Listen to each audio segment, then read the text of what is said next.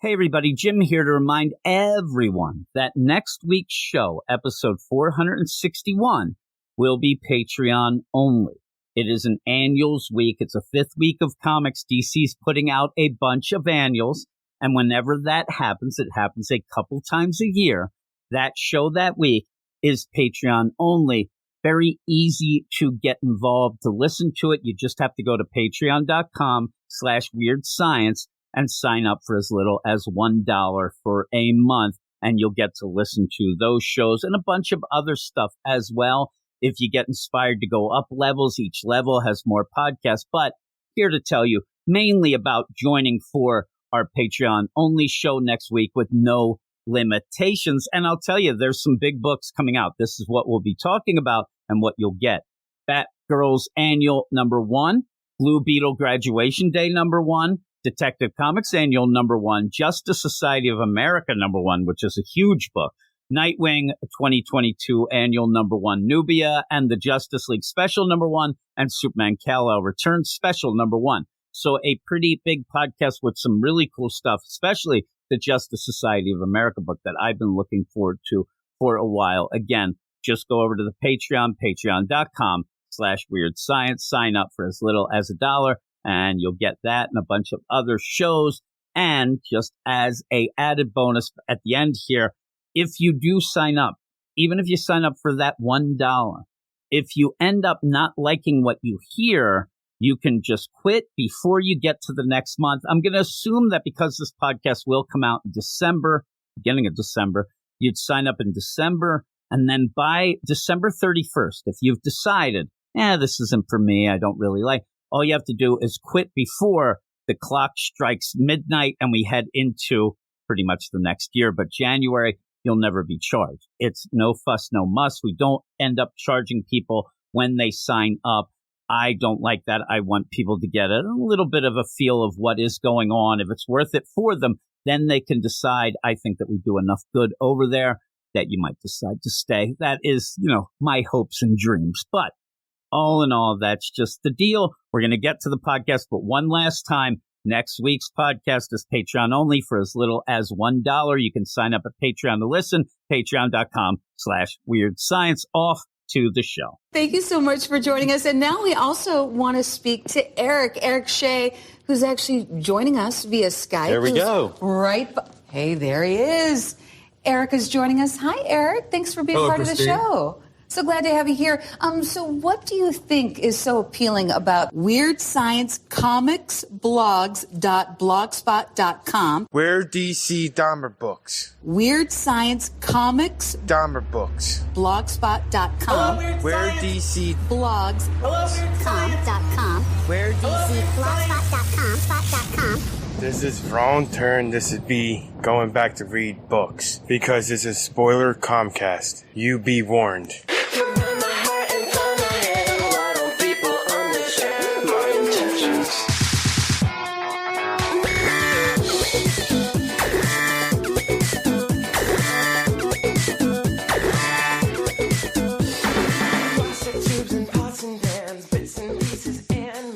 Welcome back to the only show that breaks down, cracks up, skews, and reviews each week's DC Comics. I'm the Harley Quinn who laughs, Eric Shea. And I'm the purveyor of positivity, Jim Warner. And this is the Weird Science DC Comics Podcast, episode number 460. 460. I tried to do that with more conviction so that Double A Ron could get off my damn butt. He said that I always sound confused at the deal. He saw my big butt, my bad butts. Oh, everybody, welcome. Everybody listening here. Ron. Part of the Get Fresh crew, all the weirdos out there, and we have quite a plethora of books. We have 6 books. You know that there's a plethora around these parts.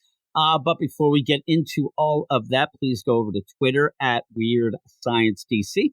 Follow us, we'll follow you back. And yes, that was me being a little unsure of what I was going to say next. We can also go over, me and you, to our website, weirdsciencedccomics.com. But don't be afraid if you go over there and something pops up that says, are you sure you want to get to this review? It might be a little bit sus. All of a sudden, spicy. I don't know what's going on. Like reviews that we have had up for almost 10 years are getting flagged for being too spicy. And we can't figure it out. I went back and looked at that one Batgirl issue that I reviewed, almost 10 years ago from when we first started the website. And I think the reason that all these were flagged is because I couldn't write for shit back then, and it was just garbage. What it was? Because I read this and I felt embarrassed. You say that a recent review by Joey Bercosco got flagged, so I think you just threw shade at him. He ended up sending me a note. That's the only reason I realized. He sent me a note. I'm like, do better, Joey. Deal it said about this, and I went and looked. It was for Basket Full of Heads. Oh, okay. If that's the one and I went to look, and I think it was the cover. I think it's the cover. Suddenly, I don't know, the cover police are in town. I did look at the Batgirl. If you had that cover of Crisis on Infinite Earths where Superman's holding a dead Supergirl, that would be flagged too then. That would be flagged. There's a bunch of others, and every time I went and looked, it was some sort of blood on the cover. Blood on the cover. Blood on the cover. I don't know what it was. Tony, my mind went there too. Off. And then I ended up sitting there like, well, what do we do to fix this? And it says in the email I got, hey, if you can fix this, then let us know, and then we'll take them. Like, really? I'm going to get that involved. I used the term gangbangers in there. Did that count as like a flag? That may have. And actually, maybe that's what we used to be a little saucy in the old reviews. So maybe that was the case, though. I don't think any of them were mine, but we'll have to see. I used to throw the F-bomb around a lot, but hey, that's allowed. It was just weird that suddenly it becomes it now.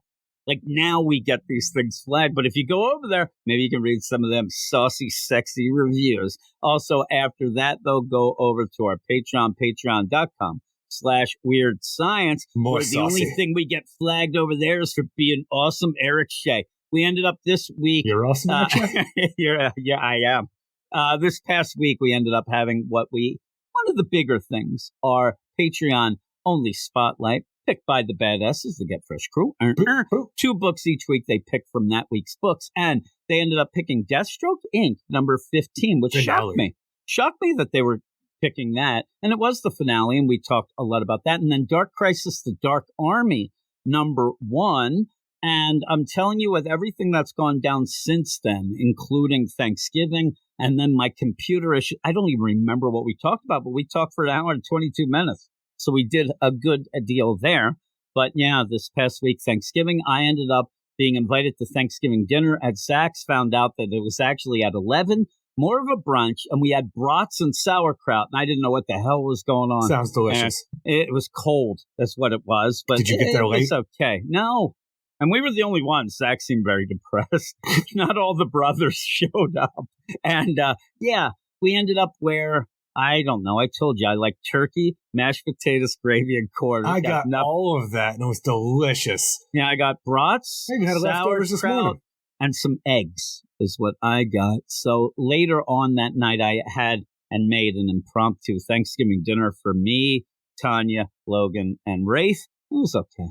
It was okay. We had chicken, and I had a bunch of other nonsense stuff sitting around. I just didn't go to Wawa and get a turkey bowl. No, I didn't even think of that. I'm telling you, I was out of it. And then on Friday, yesterday, as we're recording now, I ended up recording our Star Wars podcast with Matt Razor, started editing it, and my computer just went down. I've had 3 computers go down in like 8 days. I don't know what's going on. I said to Tanya, it must be the nonsense power down here in the porn. Black Mold studio. And I ended up having to get another new computer today, which took over almost all my day again. And I am tired. I'm miserable. I'm sick and tired. I'm tired of being sick is what I am. No, I ended up getting on here, and me and you, before we started, we were talking, and you were being a little more positive than what we usually have at the beginning. So I'm hoping that you're going to pick up my pep in my step, and we'll get going. I don't like this week a lot at all. Well, here's the problem. When I went into reading the books, then I get the computer set up, and it's funny because it is a lot easier nowadays. You have everything than the clouds, Eric, right? Instead of me shaking my fist and yelling at the clouds, I'm offering my forgiveness to them, and they're bringing me my info. But some of the other things are programs I use, but then I have to get the settings all in, and no cloud. It gets me all upset. My Audacity settings, where I think that I have them like, mwah. I've had to remember these things so many times in the last week. I should write them down. Maybe that would. And then we've talked about this. Put the writing it down in the cloud, Eric, that it would work. But I don't know. I don't trust that cloud. I think it's going to steal my money. You were just praising it. Yeah, kind of. I still yell at it. It's good when you get on and you're like, oh, man, I lost all my sus bookmarks. Oh, no. The cloud, it remembered them. It remembered everything I looked at. Oh, no. Wait a minute. How do I get this? What is it? Porn. Oh, okay, here we go. But yeah, I end up, half of it's good. You're like, oh, man, this is great. And then the other half, I'm like, this sucks. But I went to read the books thinking, hey, where's my pick-me-up? The DC Comics of the week. Thinking at least, even if it was one of those weeks where, oh, man, I hate this so much and I'm going to yell. This was kind of just a midweek. And a lot of the books didn't really progress anywhere. And I was starting to get really bored. So welcome to the podcast, everyone. You'll see. I'm sure we'll find something to laugh about as we go through these plethora of books. The one thing that I do like to laugh, cry, and dance about is actually the badasses, Eric. And this is the badass roll call. Boom. This always picks me up there. I thought that I had lost them in the cloud, too. Like, where are they? I can't get it right, but it still picks me up.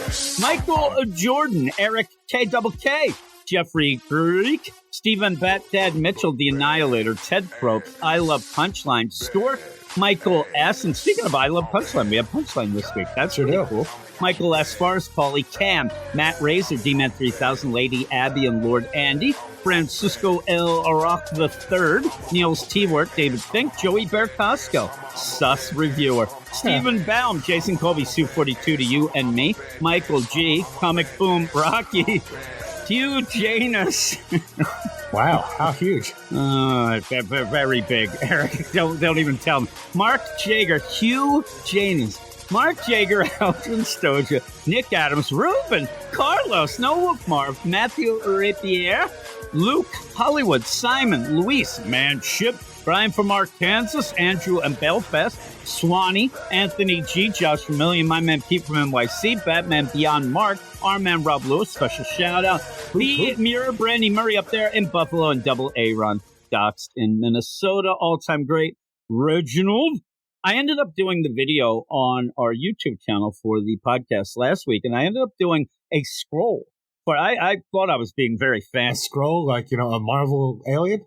No, not a scroll. A scroll of the badasses, right? So it's going down, and then I realized, like, oh, crap, now I'm laughing about this, so I have to, like, slow down the scroll. It took me forever. At the one point when I got to your name, I'm like, oh, my God, this is the worst. But that's that. My name? Well, whoever that might be, it's a rotating list of, fantastic just people that you have there.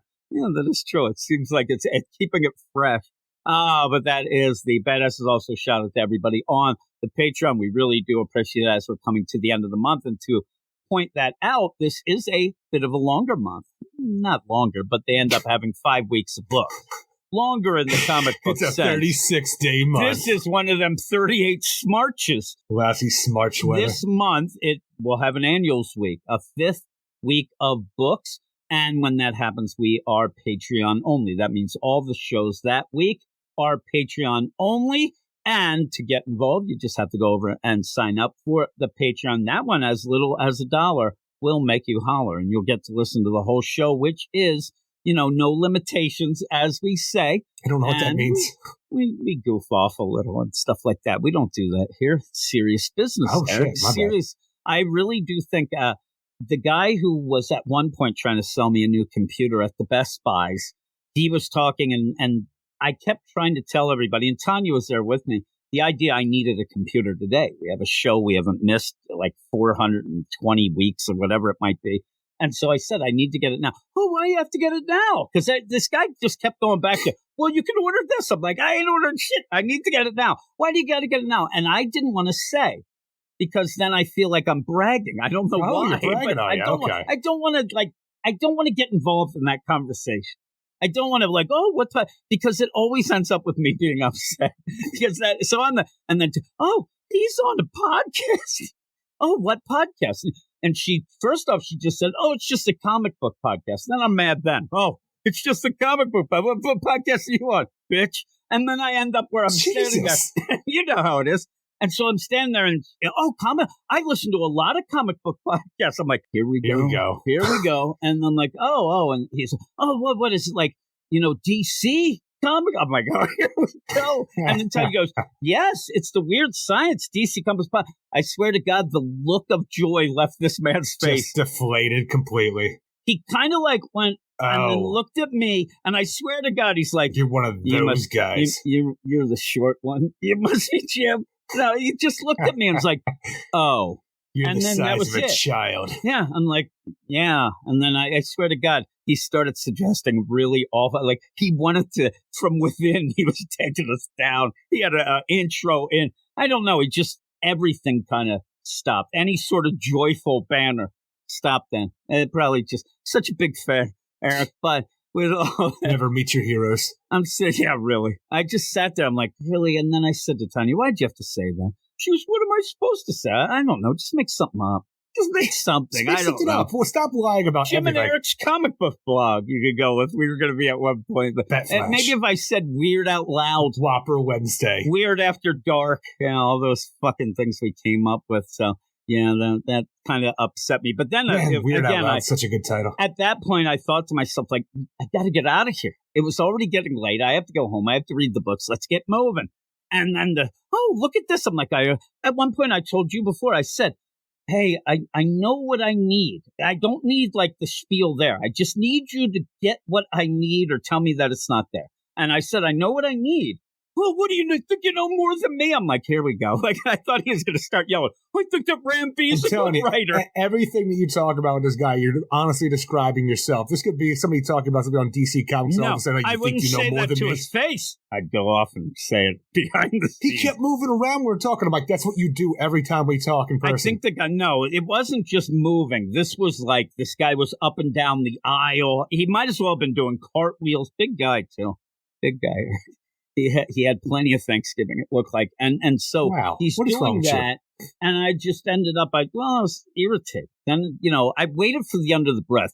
This is for Tom King. Guy punches me in the face. I'm like, I just want to get out of here. All the way to Whitehall again. What happened? We have a Best Buy in town. They don't carry anything. They have nothing on the shelf. The day after Good Friday, you would think they had Black Friday. They would have it definitely wasn't a Good Friday because they have shit. So I just needed something, and I had to go to Whitehall. They didn't sell out during Black Friday? No, they didn't, because I have an inside deal. Rafe works there now. He said they had shit, so they didn't have any sort of computers. But that was that. And then there was a problem with my return. It was all a disaster. But receipt. Here we are. No, I actually don't go with the paper receipts, Eric. I go with the digital, so I don't lose them. But when they scanned the computer that I got new, when they scanned it, and it beep, and they're like, oh, you bought an open box computer. No, I didn't. I paid full price for that. I was so mad. I'm like, that's what it says? I'm going to kill somebody, but there you go, Eric. I got my money back, put it into this computer that looks like it's got disco balls in it. It's got like these freaking multicolored shit going. Everything's on the roof. Sounds pretty cool. It's not that cool for this. I didn't need it. It has a good video card, but what do I need that for? What am I, a gamer? Your aspirations, whenever you talk, we're going to do the YouTubes together. No, you don't need that. I'm saying this is for like games. Games, the only game I play is with you, Eric. Yeah, we need to do some YouTube things. I saw somebody that had this video of, this is what DC Comics, I'm telling you, 3 minutes, the thing had like 300,000, didn't say anything. The real purveyor of positivity. Positivity. I'm just angry now. Now we get to go to the books where I hope I can maintain this vigor. Because when the books come... Vigor? So, vigor. Oh, I'm saying you lost that figure a while ago. Actually, I think I gained a secondary figure. But yeah, we'll get to the books. We'll see if we can, kind of squeeze some fun out of these things. I will put it on to you. That is your goal for the night. So it's always my goal. We go to the books.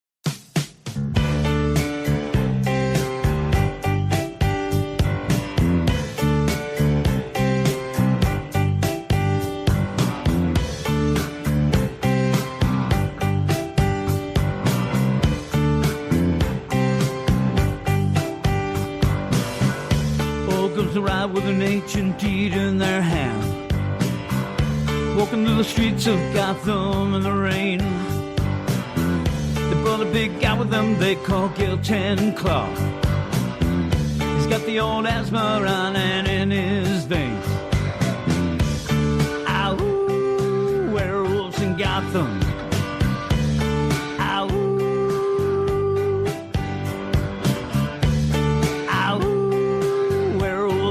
Gotham. Ow. If you see Two-Face standing at the door, does she not go in? Ubu got mutilated late last night. Werewolves in Gotham again. Ow. Werewolves in Gotham. Ow. Ow. Werewolves in Gotham. Ow. The Wolfman. The Wolfman, Eric. We knew there were werewolves in Gotham, and then we were concerned there weren't. At one point, we were really scared that all of the werewolf talk that we had was wrong. Eric, we were right. We were dead right. More than anything with that whole song that you put together for the intro to this section, I am just so happy that you kept the dip. That's the thing. That's my favorite part. Dip! That's my favorite part of the whole deal. In fact, Eric, it doesn't happen that soon in the song. I put it in anyway because I love it. Come on. I love it. That's my favorite part. It actually reminds me a bit, and it was funny back when I was in the band in West Virginia, the idea of that part of the song almost felt like it was the Jerky Boys doing that deal, because they would do that at points too, and it just made me laugh. It made me laugh, Eric. So yeah, there we go. We have werewolves in Gotham. What they doing? At least one. Yeah, they're mutilating Ubu late last night, Eric. The whole play of this thing, and the song is funny because it's one of those things I tried, and I'm not saying funny like I really nailed it, Eric. I'm saying it's funny because I think it's going to be one of those songs that I'll want to play each time we do this detective story, but it's already seemingly getting outdated by Ram V forgetting about some things in the story, or at least moving past things that seem very, very important. Look, we are 3 days later now. Shit happens, Jim. We're moving on. Yeah, I mean, the whole deal was, hey, we got this deed to Arkham, and we're doing, and that kind of still is there, but it doesn't seem to be that important now. It's more of an overall deal. The whole asthma in the veins, it seems to be changing. Deep in the veins. This is something though that Ramsey does a lot. Was it changed? Because I can't say that I ever knew what the fucking asthma was. Where's the magic music boxes that cures the asthma or causes other insanities? There you go again. Luckily, I didn't even put that in there, because that seems to be. He ends up. It almost feels like Ram V when he writes. First off, he does write a bit, pretentious. He got mad at me. He called me out on Twitter, Eric. I think that a lot of the. Everybody call Jim out on Twitter. Everybody seems to be written like Ram V, like this real fancy talk and things. We laughed before about news reports from Gotham. We're going to start this one with a newspaper report that I don't think drunk Deb Donovan's writing that shit.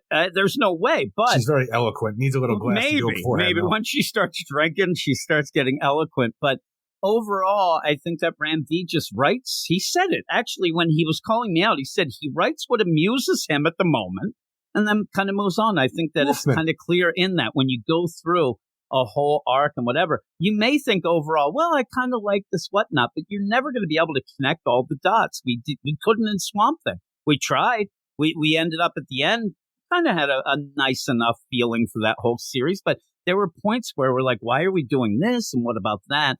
But we'll see. We'll see when we get to that. We have 3 books in this section, not just the Detective Comics. And if you want to read written reviews of most of these, you can go over to WeirdScienceDCComics.com. Read written reviews that might be sus. I don't know, but we will start with Detective Comics number 1066.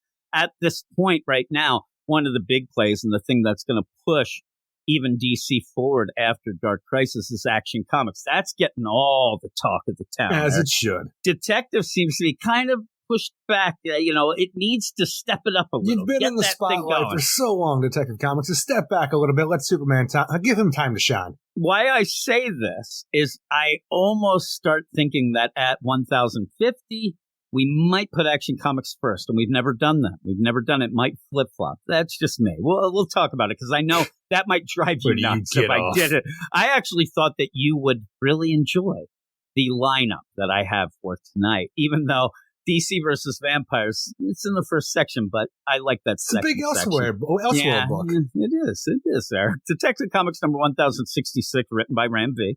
Art by Ivan Rice, who we haven't had on the book. Danny Mickey, Dave Stewart, and Ariana Mayer. with a backup by Cy or Simon Spurrier, we'll decide which at the end, and art by Hayden Sherman, Nick Filardi, and Steve Wands. But I would say overall, what I can say, my feeling when I got done, this is boring.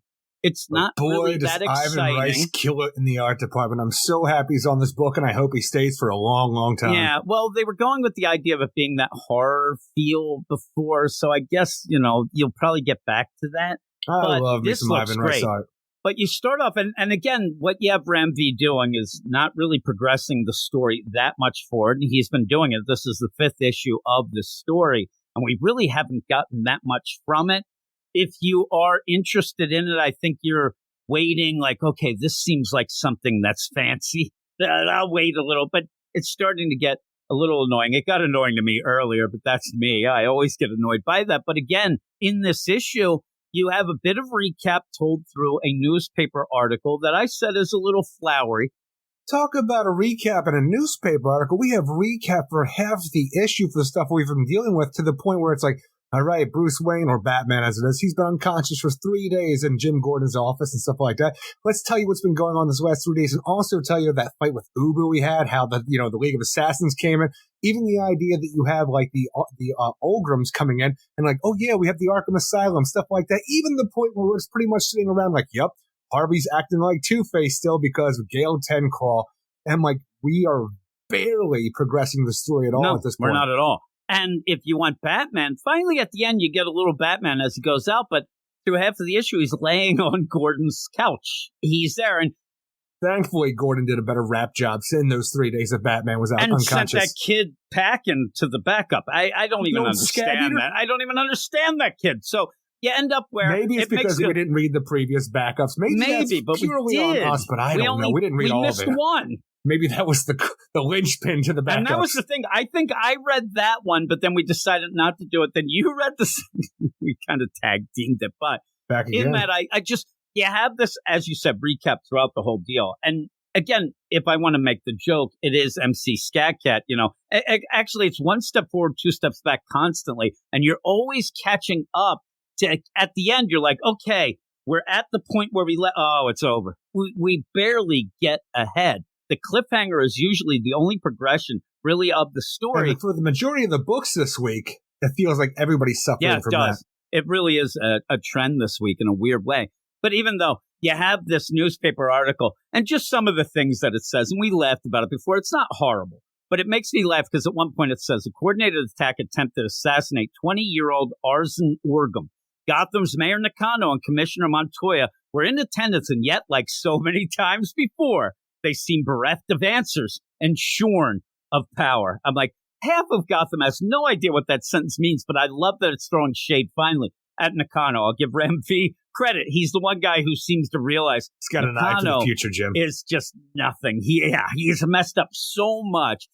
In that, though, they end up talking to Arzen. Hey, Arzen, are you going to get behind Nakano's re-election? I'm like, right there, you'll be able to tell if he's good or bad. He doesn't answer, but when he does say, oh, yeah, we're backing him, then we know he's in on it. Because I still think that Arzen himself is a little better than the rest of the family. He's a goddamn monster. I think he's being duped. I think that he is being led along a little more. I don't think he knows everything that's going on. Even the idea of the family, because you have a Prince Arzen from the Olgrams from some other country I can't even properly pronounce, but they're here to take claim of Arkham Asylum and all of the land it's been, because they're just going to buy it out. And they're going to have a reconstruction site on Arkham. I don't know if they're tearing it down, building something better, or what for what we're dealing with right now with Arkham Asylum. But Arkham of old, it's gone. We're tearing that shit down. But even when you have Arzen himself, it's like, oh, it's Bruce Wayne. I know you. You've trying to do good for the city for years. The Waynes are great people and stuff like that. When you have his mother talking about the stories of Bruce Wayne, the playboy, fast cars, fast women, all these different things, she almost comes off more like a servant in this issue than actually somebody who's part of, like, a royal kind of pseudo family. I think that I think he's only a figurehead. I think they're using him a bit more than he is, because he does seem like he loves, like, oh man, I heard stories about this Gotham. Man, Wayne Manor, that's such a big place. Can I come visit? No, I don't live there anymore. We get told he's 20 in this, I think even twice, and that kind of threw me. Not that I thought he was older or whatnot, but you're really pushing the idea, naive, young kid. Man, and I'm jealous. when he's, really, look at that scarf he has, that fancy ass scarf he's walking through. But even then, just imagine this. This is Gotham City, right? Big city. A lot of things happening. A lot of things going on.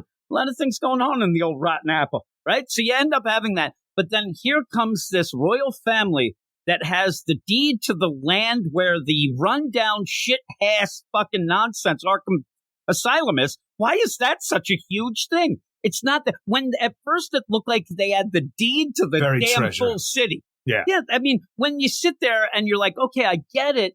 It's buried treasure, ancient Indian burial ground, and not even ancient Indian, because it's a burial ground for so many people. Not even, let's just say the people weren't buried on Arkham Asylum. You know how many people have died here? Anything you've built here, or build here, it's cursed. Oh, well, that's what I think they're counting on. I do believe this is going to be some half-ass ritual nonsense with the, you got to go full ass with rituals, Jim. But that, to me, still doesn't, when you end up where this family comes in, oh, hey, by the way, we're going to demolish Arkham Asylum. First off, everybody's moved on. We have the tower. We got the tower. They don't even mention A-Day here, but we got the tower. Oh, is that a song coming? We got the tower. Bam, bam, bam, Yeah, that could be a good song. Where's the Arkham Tower coming back? Isn't that Snap? I don't even remember. We got the power. Actually, yeah.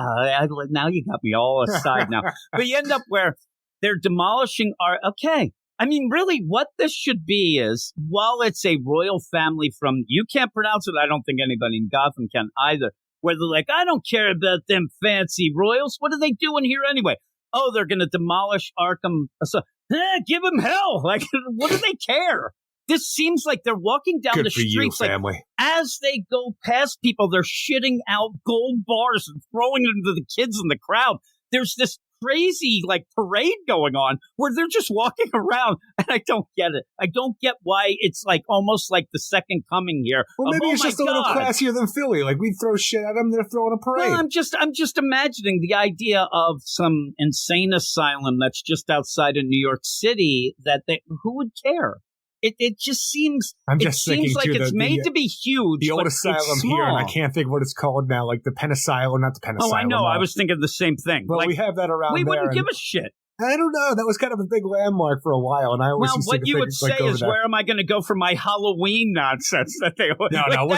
This is before it became Halloween nonsense. Okay. I'm saying even that, the big place around us that Reggie actually did a bit from, we end up like it's a Halloween place now. This isn't. It just feels weird. Penhurst. It feels weird. Penhurst. Could not remember that damn name. So, Penn if something. you found out, oh my God, Harry, he's getting, Prince Harry's getting pet, you'd be like, who cares? Not on my watch. Yeah, really, you're protesting. I'm gonna Go beat them. home, Harry. Go. He's like, I am home. I ended up leaving England. Oh, stay home, Harry. You end up where they're just walking through, and it felt small. I wanted it to feel bigger, like it was the deed to Gotham. Whether or not that would hold out in trial or anything, but... You want the whole idea that they've come to town with a few days to thrill with a deed to Gotham / Arkham Asylum, which it became, but the idea, you want this to be like the royal wedding where everybody's tuning in? That's what it seems, though. They're all there, cameras going. Well, it's a big day. You got royal people doing stuff in Gotham. Royal people have come with an ancient deed to a rundown... I don't even think they know about that part. But even then, just think of it. The big play here. They have the deed to the land of a rundown, shit left behind Arkham Asylum.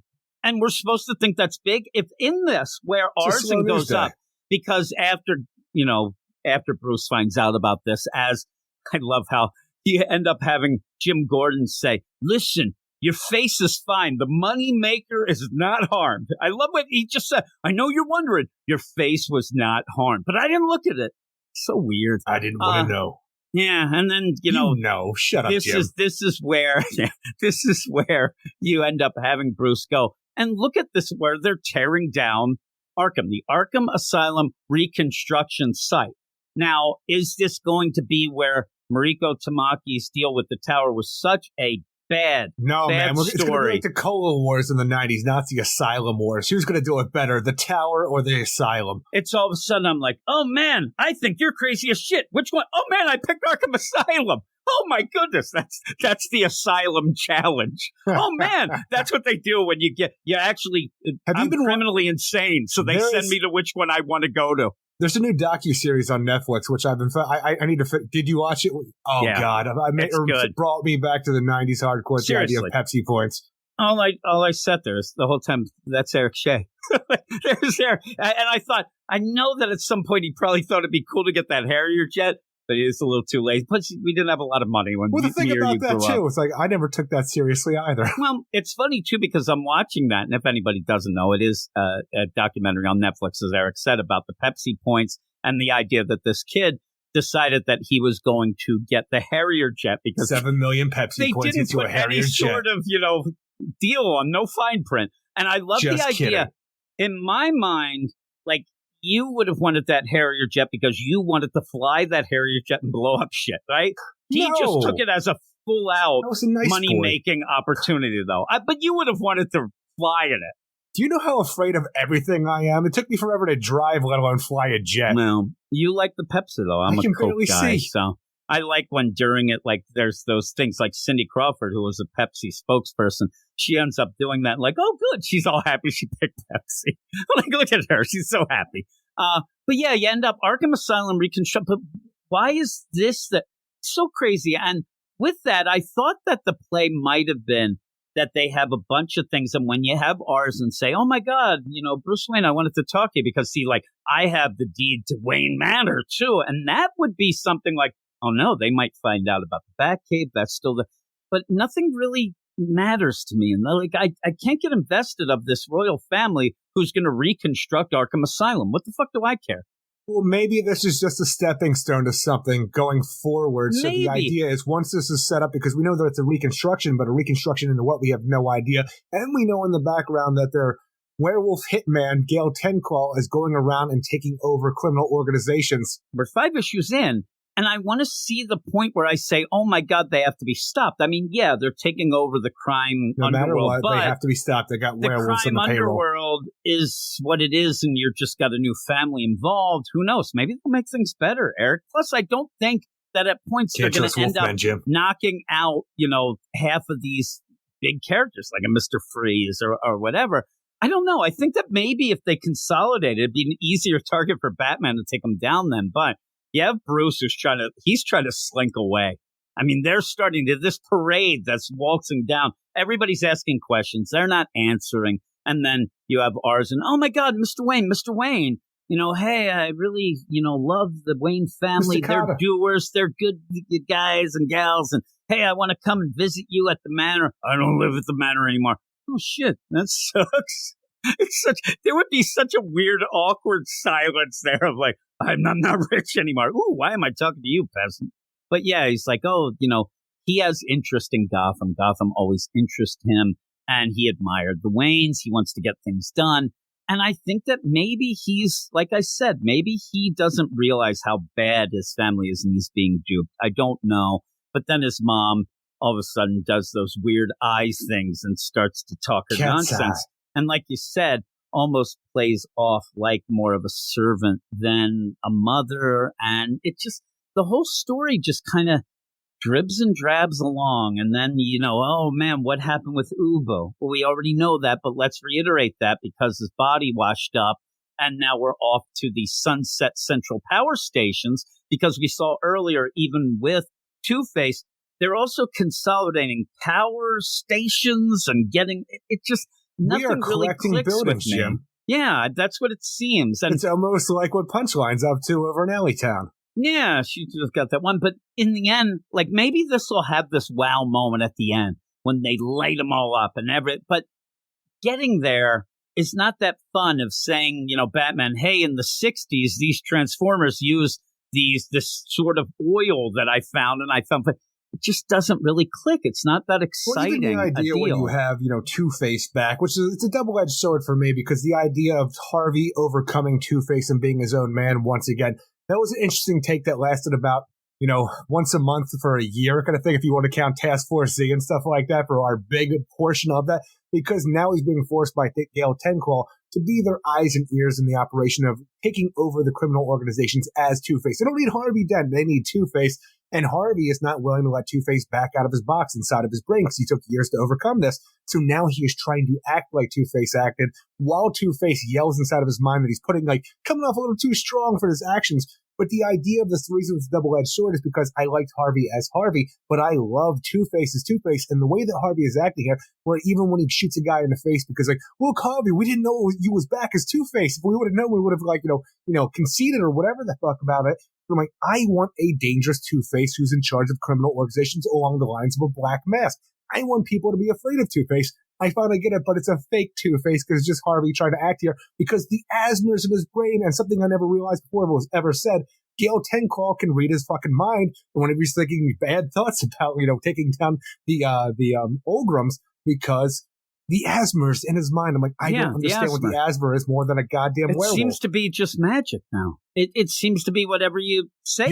Then you have Two-Face on the inside of his brain talking to him because they can read Harvey's brain, but they can't read Two-Face's brain, mind, whatever you want to call it, the split personality aspect of it. So Two-Face wants to be brought back out so that he can deal with the situation and not have Gale Tenclaw read his damn mind. And the funny play is it's trying to go this back and forth too, because you can end up having, and it's a problem at one point. I think that's when you get the switch anyway, because Harvey knows who Batman is. And that's what Two-Face wants to know desperately, which is kind of cool. If you have Gale Tenclaw, he'll be able to read the mind. He might be able to figure that out. So I think at one point you're going to have to revert back to save that. In the meantime, Two-Face wants to know it and says, tell me who Batman is. We can get this done with. Just tell me. And they're fighting. That's actually interesting to me. Interesting enough. But you have this play here that I thought that Ram V, it made me laugh because Harvey in this book, especially since he had that sit down with Batman when it was so over the top, he does it again here. But now Ram V tries to make it that Harvey is doing this as an act to try to act like Two-Face. Yeah. Two-Face says, I don't talk like that. But you still have Harvey doing it. It still ends up being, at the one point when he says, there was a time the undertow of the city flowed with purpose. It had an ideology beyond the simplistic good. And it just goes on and on. It just goes on and on. Like, really? Like, great. And he's like, I don't really talk like that, but I was riveted, Two-Face. You still have to read it. And then you get to that and like, oh, man, yeah, really, keep talking, Harvey / Two-Face. But yeah, now it is that deal that Harvey, he's day drinking here as well, but it seems like it's night. But yeah, you keep talking about day drinking. It's not a big deal. People can drink. In this, I think he is drinking at points because he has to kill people as Harvey to try to play this game and tell this lie. Which is and great. It's starting to get to him. I'm telling you, it should get to him because Harvey Dent is a good person. But even like the way the story is told, where he's talking to Gale Tenclaw about, oh, I'm sorry what happened with Dr. Mead, because previously we had the idea that Gale Tenclaw wanted to make sure that Harvey was on the up and up with being on their side. So it's like, I need you to kill your old psychiatrist who was a friend of Harvey's and possible love interest, just somebody that Harvey cared about. And it's like, well, what happened to Dr. Mead? And then you have to wait for the backup to tell you what happened to Dr. Mead. I'm like, this is terrible storytelling. It is. It is. It's terrible. But I think that when you look at all this and what we're talking about, and I think it's already coming across, I think that the Harvey stuff is the best stuff of the story so far, right? But it's a Batman story. Come on, you got to do some more with Batman. You're not doing anything. Is it a Batman story? Well, it's not because he hasn't done anything. The Detective Comics story featuring Batman at some point. Seriously, featuring Harvey. Because I like where usually you Starring end up Harvey.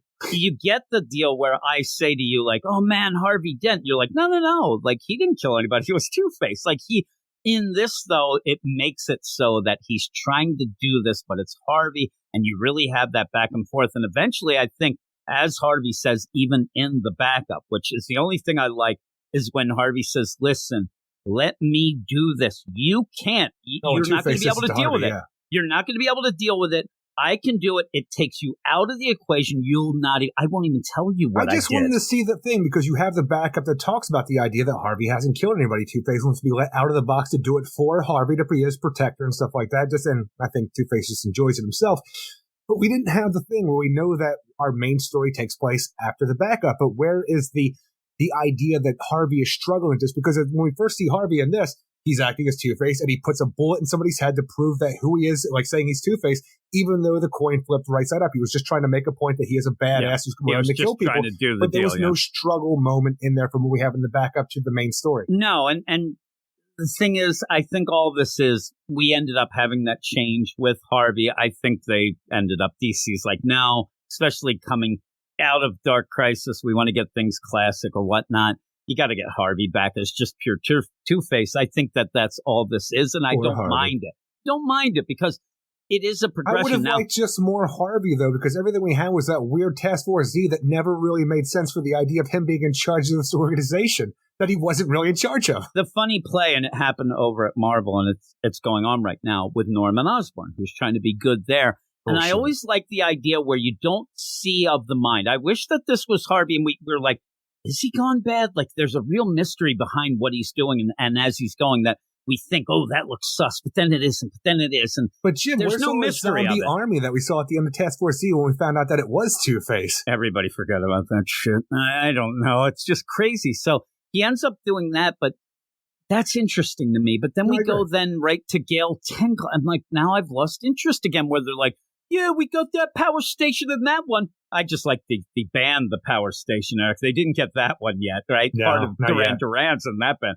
You end up in Robert Palmer, R.I.P. You end up where we don't got this one substation because we sent some people there. They didn't come back, so I sent some heavy hitters. They never come back. No, don't pull them back, Harvey.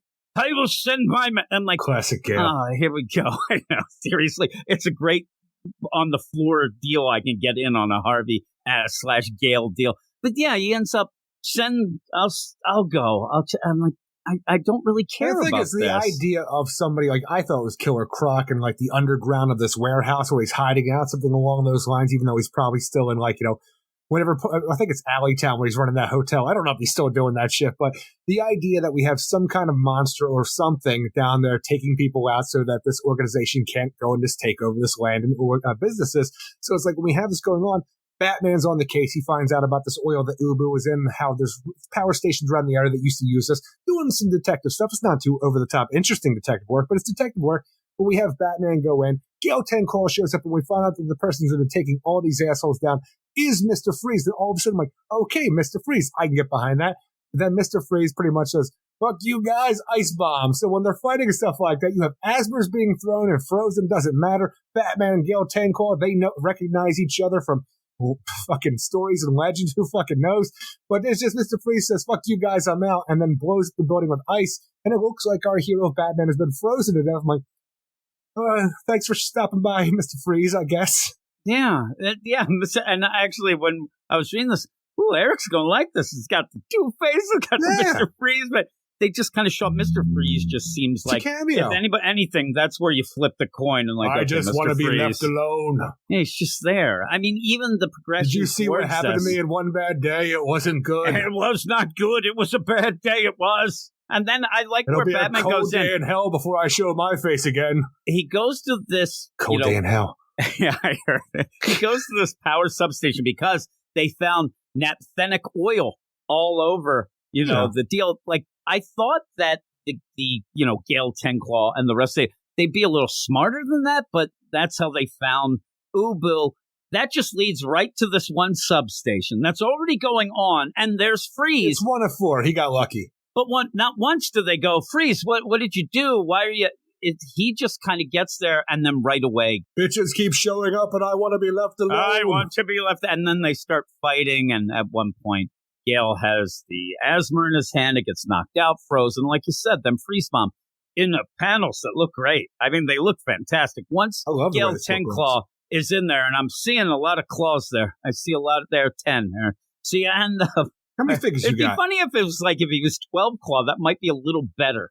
Like, that's something special. This would be, hey, there's Jimmy 10 fingers. So I'm like, okay. Then really, that's all you got going for you. Our thumbs really fit. Start yelling. But it looks great. But then you just have Batman attack and yell, the Wolf of Bazizjini. And then they fight. It was. And then boom, no Freeze, no. Bomb, boom. And everybody's frozen. Oh, no. I am sorry, Batman, but fuck you. And then you go to the backup, and the backup, I swear, is barely readable. This dialogue and narration not even just the awful. idea of the dialogue, but going through where you're just trying to get into the head of, Harvey Dent pretending to be Two-Face for the Olgrams and stuff like that. When it becomes a psychedelic freaking mind fuck, or just dealing with the kid from who was in the former issues of the backups, I don't even know if that makes sense, but the kid that Jim Gordon had in the backups previously, I don't know if they explained what he is, but he's knocking, Harvey down, eating his scabs, talking to Two-Face of the Mind. Looking like a young Danzig, right? He's got that. It looks like Commandy with black hair. That's really what he looks does. like to me, yeah. And for a second, though, when I turned the page and I saw this kid on top of it, I didn't know who it was at first. And I see the long, the long black hair that he has, and I realized that he's topless. I thought it was a topless girl first. Like, what's DC doing? Oh, it's a boy. But this whole idea of this, it's just you have the kid get inside Harvey's brain, but I have no idea how any of this really relates to the rest of the story, because it is just a mind fuck for Harvey and Two-Face with this kid, where ultimately Dr. Mead gets away, and that's what Harvey's previously apologizing for, because he was supposed to kill her. Yeah, he was supposed to kill her and couldn't, and that's where Two-Face, I'll do it, you just let me do it. Nah, it's interesting enough there, but this whole thing just feels like nothing. And when you get to some of the panels where you have, like, the face there, and that really feels like some of the stuff that we got in that Swamp Thing by Ram V. This is Cy Spurrier, but it feels like it's pomp and circumstance over any sort of substance. It's supposed to wow you, but even that, you're like, hey, cry, baby, you have that of the mind, and oh my God, but nothing. And it's really so weird just thinking about the idea of the different writers of DC doing different things, because in here you have, Harvey's father was a piece of crap who was in jail for spousal abuse, but then when you have the new origins of Two-Face to give him that one bad day that was going to bring him back to Two-Face, proper in a main continuity kind of sense. There, his father was a legitimate man. All he cared about was, what people thought about him and stuff along those lines. So he's not a guy who would do spousal abuse and get arrested for it for the way that it's going back and forth. But it's just showing you that Two-Face was there. Big bad Harvey to be the protector, to make sure that Harvey didn't have to deal with the brunt of his father. Yeah, so and there you bullies. go. Yeah, and bullies. Bully boys, they have. But yeah, it ends, and like I said, for the most part, I was pretty bored reading it, and that's a shame. Half the issues recap. Yeah, and recap done, like, really slow. It's trying to make you think that things are happening, but they're not. We fast-forwarded 3 days, so we have to tell Batman and the reader what's been going on. Yeah, that's the weird part of that. You fast-forward 3 days, but then have to catch them up anyway, and then basically most of the thing is them walking through town. Hey, there's Wayne. I like your Wayne Manor. Can I visit? I don't live there. All right, see you later. Cool and beans. Then you go up and see the substation, and we don't even really have a connection of all these things. No, we don't know what the plans are at this point. Yeah, so it's starting to really wear on me, this whole deal. What would you give this overall? Ultimately, I love the art. The art for the main story, not exactly the backup, is the main thing going for this issue. But overall, I found myself bored as well for a series that I've been giving the benefit of the doubt and looking forward to, because I want to know what the Olgrams are up to and how the story is going to elevate Detective Comics into a new era at DC Comics. 6.3 out of 10. Yeah, I'm a 6. I'm a kiss my grits 6. And I think that it's one of those things where, and I had said, I was already yelling. I'm not a fan of. Yeah, I was already yelling the second issue of this. Like, I need to know answers. I understand. But we still haven't gotten them. And you get a little, the thing that I worry about in a lot of things like this with Ram V, he does this, he's doing it on some things with Carnage over at Marvel and his Venom stuff. But what he ends up doing in my mind, he's introducing the Orgums, and then you kind of mean, by the time you end up getting to a point where I don't really care about, like, I want the Orgums to be a big bad. I want to see why they're a threat. I want to see all the stuff. But by the time you finally get around to it, I've kind of moved on from it. Like, they're just boring me up until then. You got to hit it. You got to hit something. You got to see if they are duping the prince, like I think. Maybe see something behind the scenes. Maybe you have it. I think it's too simplistic for Ram V to have somebody like, oh man, wait till we do this, or we're going to do that, just to get you excited. Even the idea that Talia, the League of Assassins, that's just thrown in. And Bruce even says they were here for a reason. I think it was that, but we don't know. And that gets pushed aside. They're not there. And so by the time you get to, what you really need, it's 9 issues later, and you're just like, I just want it to end. I hate that you get to a point of where you go from, oh man, I can't wait to see what happens, till you get to the point like, Jesus Christ, is this ever going to end? I felt the same way with Warworld, even though I enjoyed it for the most part, but it just went on too long. We liked that a lot. We did, but a lot of people had that same problem. The idea, come on, let's go. We were all excited. You got past the point. You're now on the downswing of the excitement when it ends. You don't need to do side that. Quests. You need to up, and it's taking too long to do that. And it's a shame. It's Detective Comics. A lot of people do like Graham V, but I think that it's the deal. His books don't sell great. And I think it's because of this, because most people probably get it in trade, whatever, because you get, but I'm not feeling like we really even started the story. I still want to know some things, but we'll move on to the next book, which is what, Eric? Action Comics number 1049, written by Philip Kennedy Johnson, with art by Mike Perkins, Lee Lowridge, Dave Sharp, David Lapham, and Trish Mulvihill. And we pick up where we left off previously with Bibbo and Lois and the kids being attacked by the New Gods, Ryan, Calabac, Metron, and Desaad. And this whole thing goes on for the idea that Superman shows up to take on the New Gods, which I was all excited for the previous issue and looking forward to in this issue. But even the idea where the New Gods have bad information, because for some reason they know about Warworld and the Fire of Olgrim in there, which I think now that I'm saying that out loud, I think I was calling the Orgrims Olgrim the entire time. Yeah, I think you said it. I don't like because of the Fire of Olgrim in this book, for the idea that the big power source that we had, one of the 7 parts of the god, of the first god and stuff like that, that was put into one of the Phalosian kids in order to keep him alive.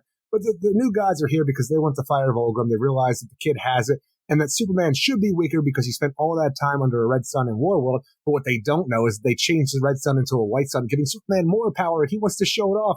And where previously I've been enjoying what Mike Perkins has been giving us, from the Swamp Thing over to this and other things that he's been doing, this issue kind of falls flat for me for the way it looks, because look, Superman's more powered. He's going to show you, and I have no idea what is going on in these moments where he's trying to show me how he's more powered or what it even means. I'm with you. It's funny because I've been doing reading clubs, a lot of reading clubs over at the Patreon.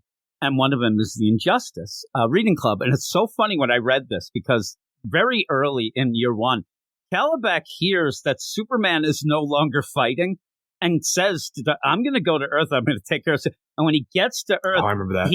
He got the wrong info. It's just the same as this. He came down like, oh, you're not allowed to fight me. And he's like, I think you got the wrong memo there. I'm actually fighting everybody who's being bad. And it was pretty funny when I saw this. It kind of made me smile. I guess Calabac gets the wrong info all the time. But I did realize, though, that finally I found somebody that I would think is even more sus around kids than Desaad.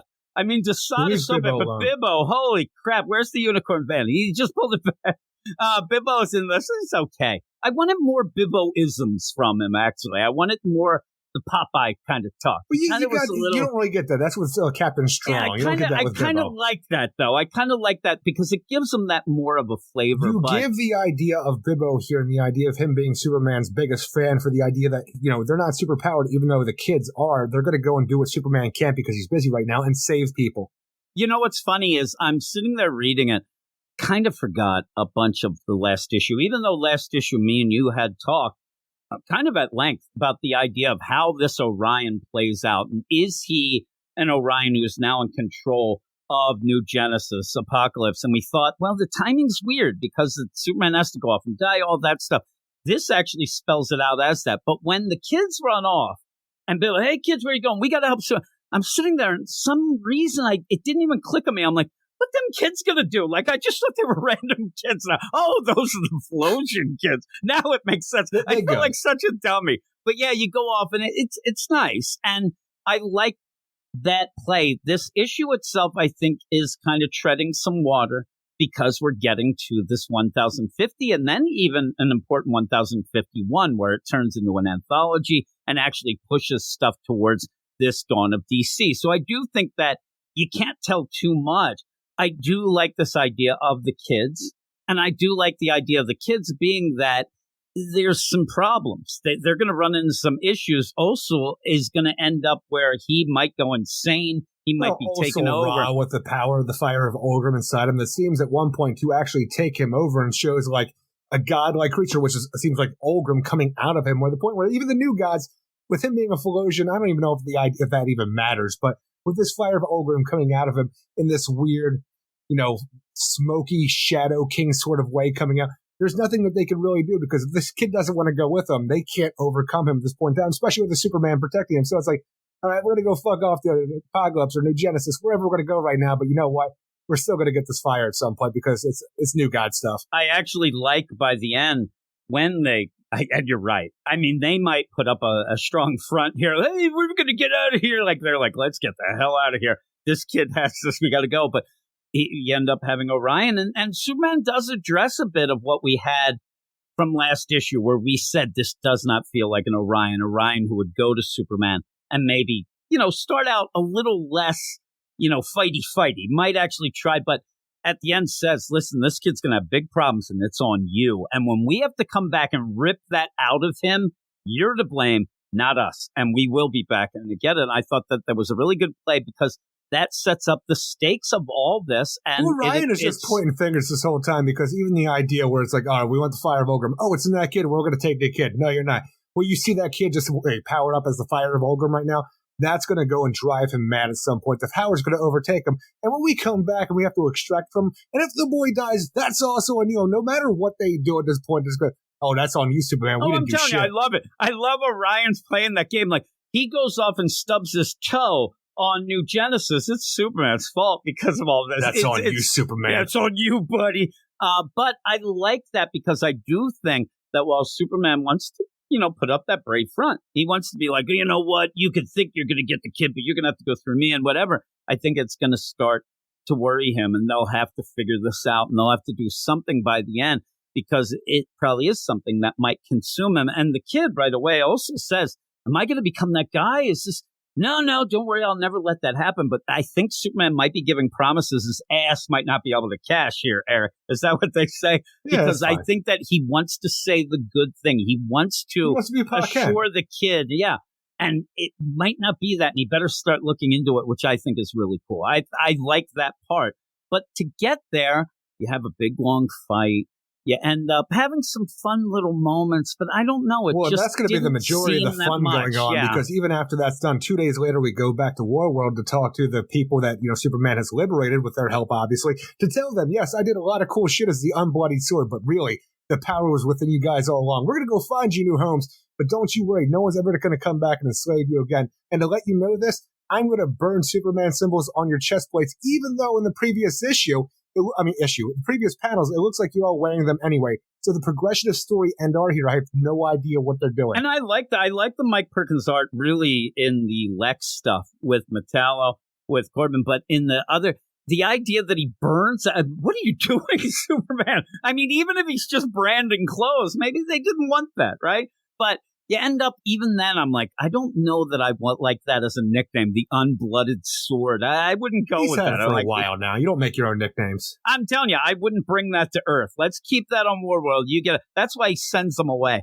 But he does have the speech, and it felt like Philip Kennedy Johnson was trying to give, hey, this is the Superman speech, but I feel like I've already heard it throughout the Warworld stuff. I've heard it that, and I've heard it in every other book as well. I mean, this even is like the stupid speech we got in Heroes in Crisis. Everything that has Superman like that, he steps up when his identity was, and he says, hey, I kind of talked to the Federation about we're going to set you up and off you go. And then they leave. It just feels like you have to get Warworld completely out to get to the 1050. It's not going to be involved with that. So off you go. You guys will sort that out later. And by the end of this whole thing, when we do have Superman leave and everybody's still yelling for the Unbloodied Sword, you do have the monstrosity Orphan and Darling here, just sitting back, pinging along as they do. I don't know if they're going to be good guys, bad guys, what their deal is, but they're just chilling out there, and we're left to wonder, oh my God, what role are they going to play going forward? But when you go back to Earth and the idea where Lexus has been trying to get John Corbin's, Metallo's help this whole time to go up against Superman,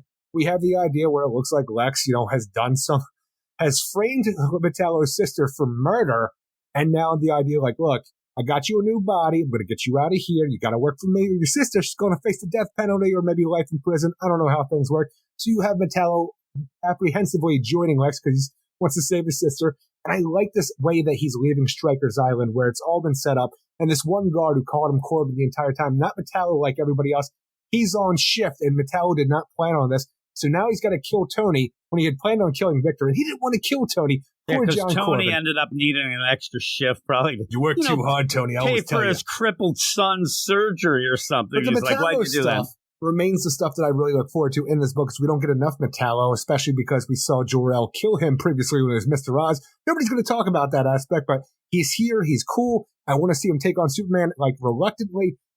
Another cool thing with the idea that we're talking about, back in Detective Comics with the Dawn of DC coming or whatever it's called, where you got to get Two-Face back as Two-Face. You got to get Lex back. Lex is a little over the top here more. Here's the thing. You want to laugh at me?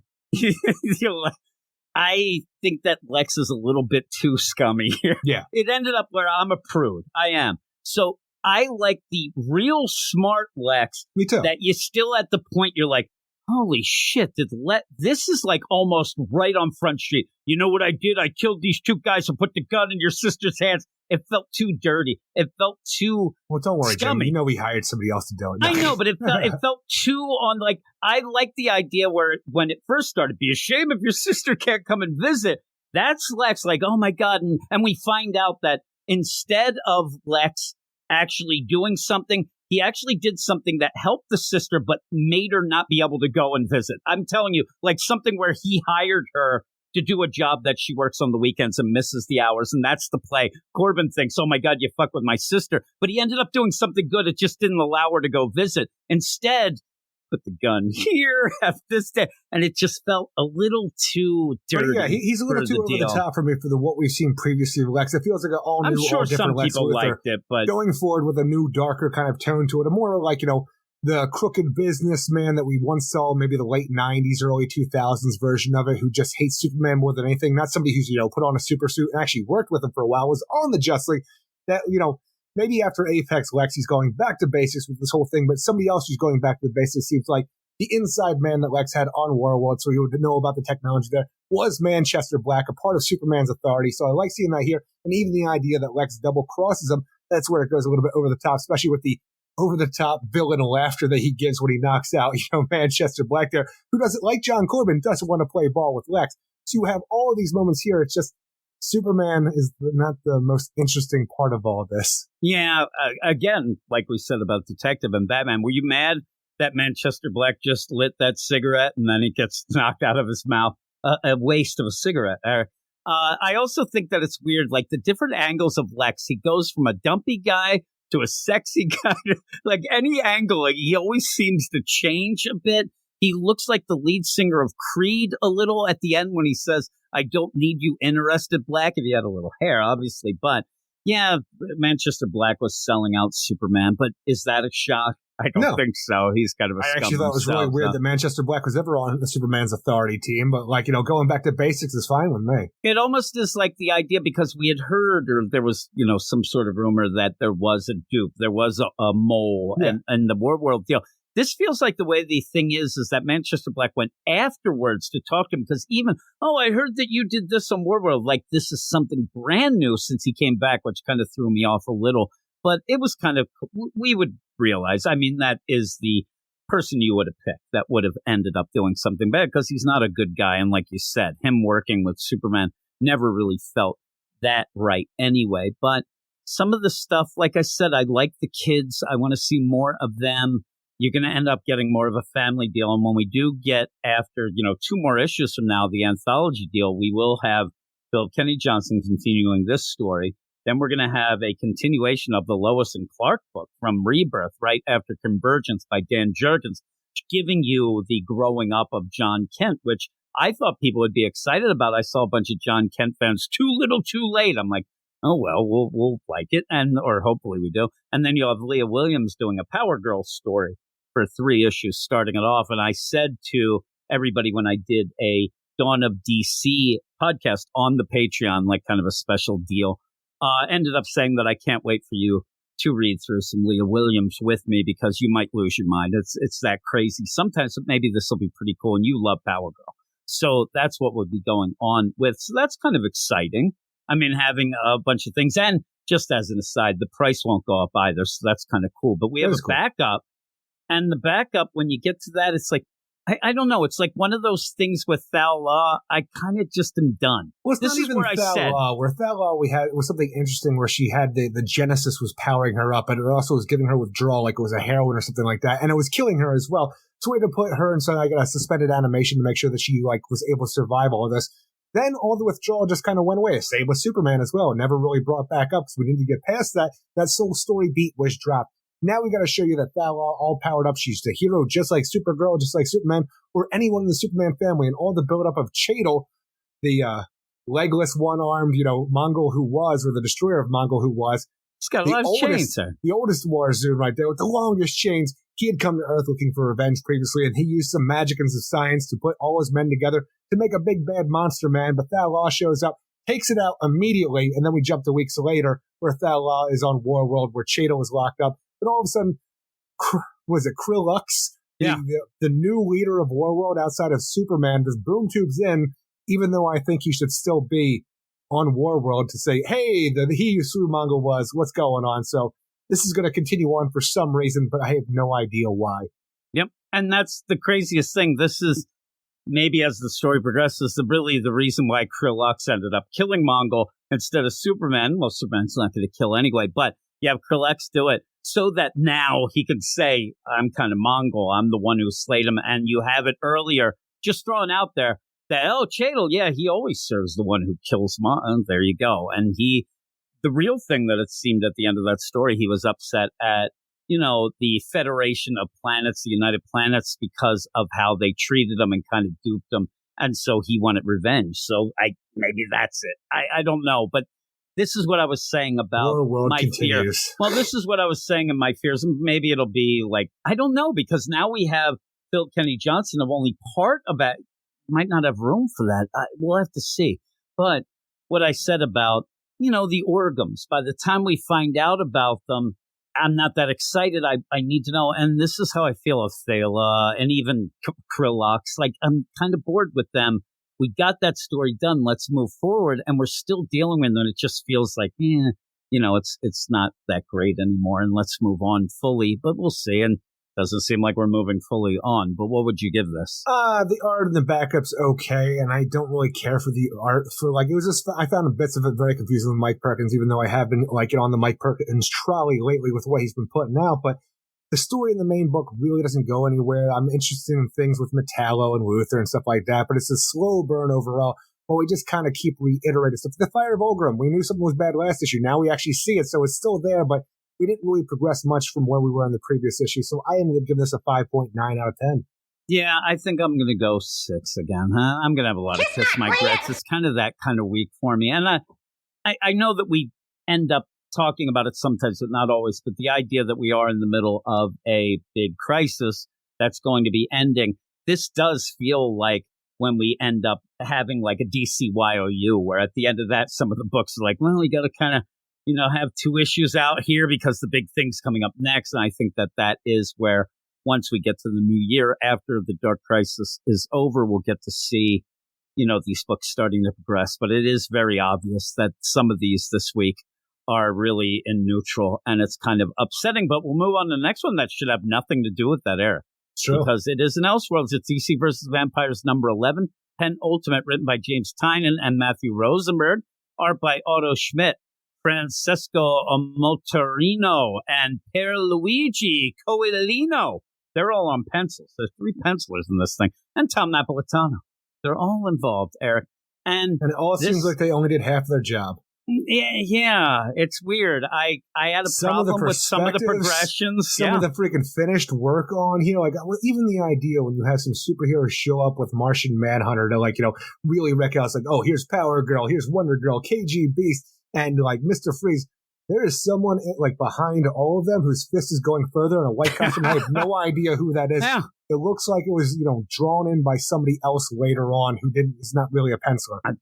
They might, I don't know that far, but I think that there was some extra added things in. You get that because I thought, like you said, I've had issues with the art all around. I know that you like Otto Schmidt. I do too. But I had problems at points with progressions. Now, this is nothing like that all-out war, but when you get to this main book, I at least count on being able to see and tell what the progressions are. And I'm just happy this has colors here instead of tones, because at least it's a full-bloody color. I still ended up having some issues with it, and with one issue left, you're adding suddenly huge things and kind of meandering a bit. When we go to Gotham, and you have Damian and his crew in there with Batgirl and Frankenstein, you end up where that's going, but you can't really get much going because you're going to have the big finale next issue. And really, not much gets going. No, even the idea where we have different stories going on. We have our one team in Australia, and we have our other team in Gotham. And it's just like, okay, there's Damian Wayne, Harley Quinn, Black Canary, Batgirl, and Frankenstein. They're going to fight through hordes of vampires for the entire issue. We're going to go over to Australia, see what Steele's up to with his, Jaina and Supergirl story going on, where Steele will for some reason come off talking about how he hates filthy aliens because the majority of them just want to come and take over Earth, even though Jaina and Supergirl are both aliens. I'm like, this xenophobe Steele feels very odd to me. Feels very odd, right? But now really the story odd. Over here, because we're not dealing with just, since vampires aren't enough, we have to have the idea that with Dick Grayson, King Vampire, he is taking over the world, but he doesn't want to create threats across the other worlds in the universe. So all the aliens on Earth, we're going to round them up, ship them back home because he can't kill them because he doesn't want to piss any aliens off who would then come and take over his world after he takes over the world that he knows as vampires. So we have this whole other thing. We're now shipping off, rounding up the aliens and shipping them back to the planet so we don't piss off the Which we never heard of. You would think that the humans would have heard about this, and especially because 2 of the 3 characters that are there with Steele are aliens. And so when you have that, now I don't know where they're shipping Kara because there's no planet to ship to, but they even say at one point, they say to, Jaina, we'll get you to your planet. It just, out of nowhere, you're thrown in that, almost like it was like, oh man, like somebody came up. It was an answer to the question nobody asked. Nobody would sit there and say, oh my God, what about the aliens? I don't think this would ever come up. The only way or reason is because you have to get a way for Supergirl to get in space. She has to get above the clouds, the covering that the vampires made, and hit sunlight. How else are you going to do that? Well, alien spaceships, because they're taking them out. Doesn't make sense. Not even like alien spaceship. It's so weird because we have to shuttle them off in a rocket like it's from NASA instead of actually showing some high-tech DC technology. This is Earth technology to try to get them off, but wouldn't it have been easier to ET phone home? If I'm there and I'm from, New Genesis, well, first off, I'm using a boom tube because I'm a classy fella, Eric. But if you weren't, you'd just call somebody, come and get me. I'm out of here, whatnot. I don't know. It out of nowhere seemed to be something that the way, and I think this is more Matthew Rosenberg writing this than James Tynion. It's like story idea by James Tynion and then Matthew Rosenberg writing the script. Didn't it feel like when he revealed this alien thing that it was supposed to be this, oh my God, that's the most clever thing I ever heard and it makes sense. And even the characters go, man, that's brilliantly smart. And no. Maybe if that was one of the spinoffs that we had, the tie-in books where you go DC versus vampires, the alien problem. Yeah, DC versus vampires. Blast off with the alien nation. That'd be funny. So you end up having that, this whole play of we got to get to Australia. We really didn't know exactly what. It seemed like there was something there to be able to get Kara some sunlight. I just thought there was going to be a little sunlight there. I don't know, on the outback. And even the idea of DC versus vampires, the front cover we have here, which I was looking forward to all week, was Green Arrow versus a vampire Carter Hall Hawkman. You don't even get that. Even when you go to Smallville, because that's the other story that we do get to retell the joke you liked the first time. Yeah, we're going to pee on Swamp Thing to get him all juiced up and stuff like that. And pretty much we brought Swamp Thing into the previous issue with Green Arrow and Grifter reluctantly coming along, hanging out with Green Arrow. But he's just pretty much, all right, we're going to pee on the Swamp Thing so we can produce some stuff. We're just making spears and a bow for me and some arrows out of the Swamp Thing, making sticks out of his asshole. That's essentially all we did with Green Arrow. And say twice, hey, were you in there peeing on each other? No, we already did that. We're not doing it. Hey, what's going on? You peeing on yourself? No, we're not doing it. I don't like this joke. Yeah, but you're continuing this. You only have one thing with them, this joke. And I'm like, all right, whatever. But you move on and then they're going to have to fight their way out. But you don't do anything with them. You just have them, like you say, they're armed up with butt bow and ass spear. That's what I'll call them. And so then you go back to Gotham. And again, is there any?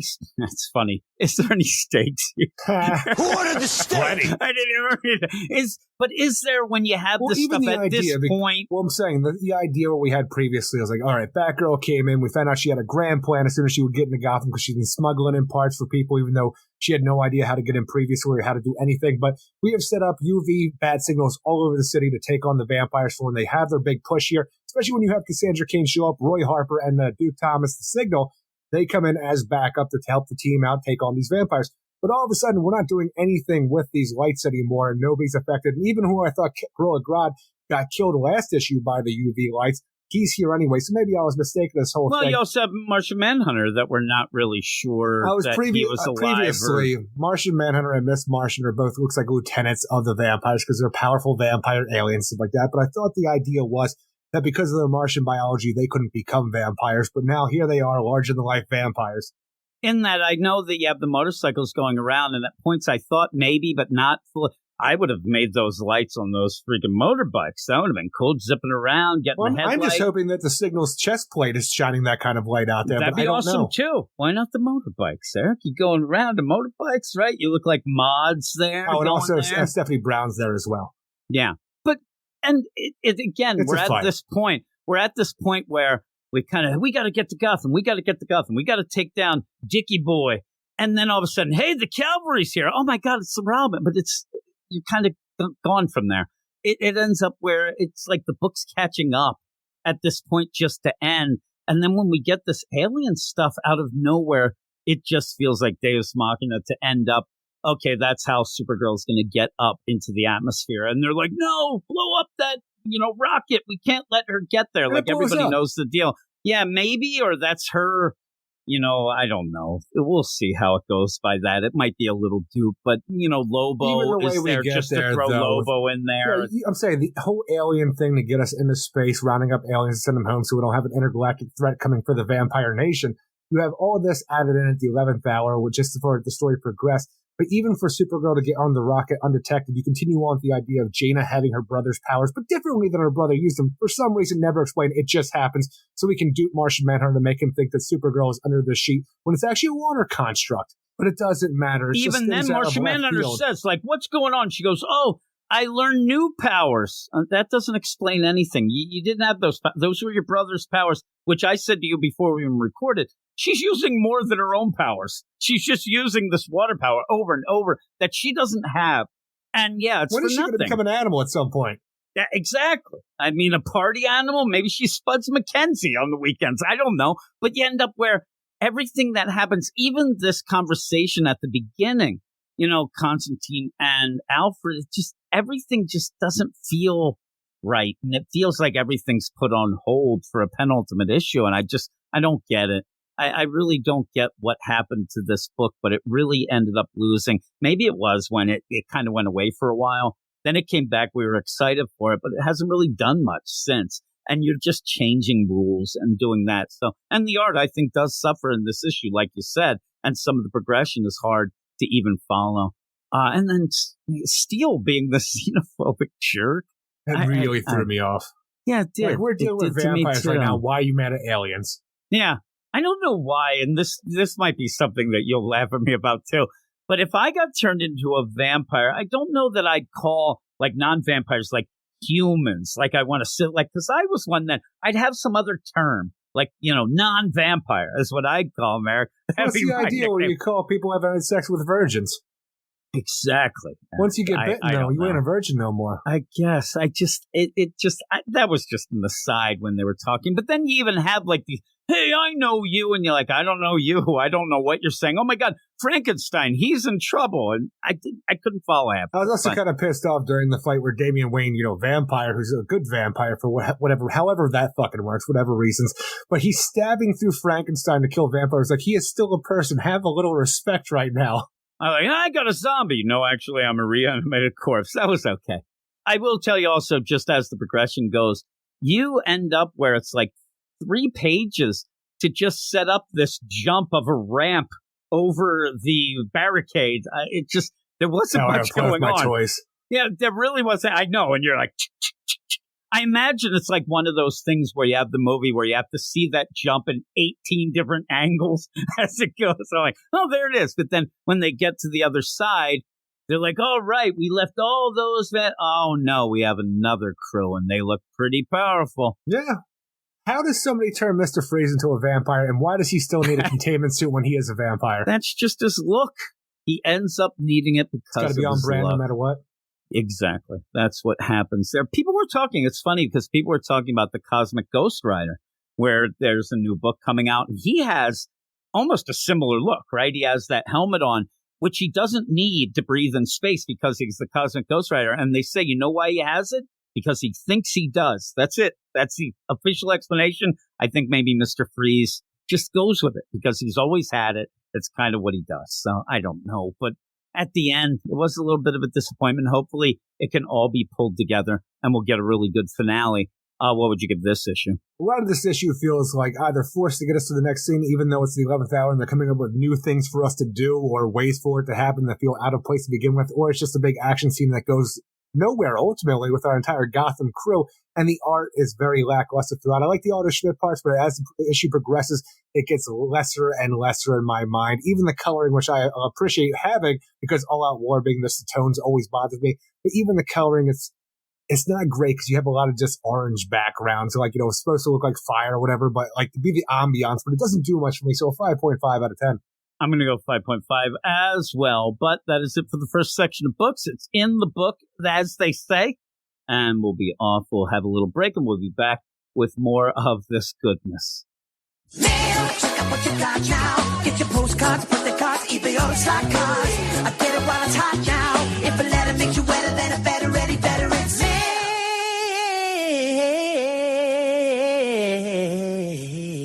And it is time for the mail, and it's another question of the week from Luis. And if you want to get involved in the mail and become a star like Eric Shea, all you have to do is email us at weirdsciencedccomics@gmail.com. That will be in the show notes, I believe. And away you go then. And here is Luis. Luis ends up having the pop culture-esque question this week. He says, hello, Jim, Eric, and the only crew that beats all other podcast fans to get fresh crew. Question of the week is for both of you, but I want to ask Eric a quick question. Did you see Halloween Ends? I did. Really? You're talking to Eric Shea. Well, why are you saying it to him? You're asking me. Well, I'm reading what he asked. Oh, that's okay. what he asked. And he says, at first, I want to ask Eric this before we get to the question. No, that's what he said. Okay. Question of the week is for both of you, but I want to ask Eric a quick question. Did he see Halloween Ends? Did you watch Halloween Ends, Jim? No. What am I? I'm an adult. I'm an adult. You look at the size of a child. You're fun size at best. I saw Halloween Ends and was very disappointed with the ending after the new trilogy started so good. What did you think, Eric? About the new Halloween trilogy? I don't think it started very good. And each movie did its own thing. And it's funny what everybody is all upset about the ending to it because it did its own thing, creating, spoiler alert, Corey Cunningham to be a new Michael Myers. But they didn't even go that far to have the final showdown between Jamie Strode, right? Jamie Lee Curtis, Laurie Strode, and Michael Myers. But the thing is, they tried to tell you from the get-go, and even in other sequels of this trilogy, Laurie Strode wasn't the main character. There's no reason to have that final battle for what they set up in the original, or the original 2018, remake sequel kind of thing, continuation. Well, if they had that as the idea where, they're not brother and sister, there's no reason for them to have a connection. We forced connection, and then we got rid of it and did our own thing. But each individual movie, I don't think was very good on its own merits, and it ran away from what I really enjoyed about Halloween for the first 6 movies. Did it have a Wolfman in it? It did not, Jim. It didn't? Did it have vampires? Jim. Classic Jim content. Yes. And then he goes on bringing and everything says, to the party. Here's the quote. I mean, I do have my Halloween quote. I want to play a game. Yep. Yes. But here's my question of the week. What was something you really enjoyed and they disappointed you at the end? I'm sure Jess and Tanya would have a lot of things to say about that. TV, movies, comics, whatever. Or all three says, I'm going to go first, Eric. My worst video game ending, I thought, was Mass Effect 3. I actually tried to get you into playing the Mass Effect games at one point when we worked together. I played a little bit of Mass Effect 1. Yeah, and so Mass Effect 3 had all these choices you made throughout the game, and you're like, oh my God, sitting there and pondering, and at the end you saw it made no difference. And that actually really upset me, almost duping you towards the end. And I'll just give you both. My TV was actually, and this is something me and you talked about, it just kind of made me feel, I don't know, just dirty or whatever, was Roseanne when that ended. And then you find out that the last couple seasons were all of the mine because Dan had died. The last season, yeah. And I'm like, John Goodman was dead that whole time? He died of a heart attack. If you would have watched The Connors when it came back, you found out that, that wasn't real. Yeah, exactly. But still, that was when I saw that disappointed me. I know a lot of people were disappointed by like Seinfeld and stuff like that. Sam Beckett never returned home, Jim.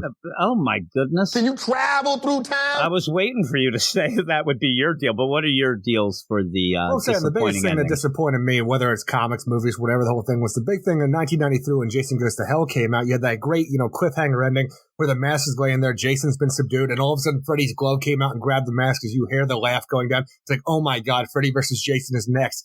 And then I followed it for a decade, 10 long years of looking at early internet message boards to get news, reading Fangoria magazine. So it's been a decade. 2003, Freddy vs. Jason finally came out, and I hated it because the way they portrayed Jason as this big lumbering Frankenstein was just the worst. It's better if you're just a Nightmare on Elm Street fan because Freddy was fine in that movie, but every aspect about Jason Voorhees was just awful. That was your deal. I really thought you were going to say the old Sam Beckett deal. That's why I had that ready. That was upsetting. Yeah, and things like I said, I watched The Sopranos all the way through, and they ended up, and at first I was upset where you cut to black for the ending, but the more I thought about it later, I actually kind of calmed down about that one, so I didn't put that. And then you have some people, I even looked up, like, what do people think are the worst things in the endings? I'm telling you, me and you bring up that St. Elsewhere's ending so much that I could never throw shade at it. We use that so much that the whole series was just anymore. In the mind of an autistic child who had a snow globe. That was like number one on tons of lists. They had stuff like Smallville, where you were waiting, and didn't really get the payoff by the end of that as well. I love Smallville. I was fine with it. And I think they even had a bad thing. I don't even remember how Lois and Clark ended back in the day. But never really watched Lois and Clark all that much. It just seems so cheap all the time. Yeah.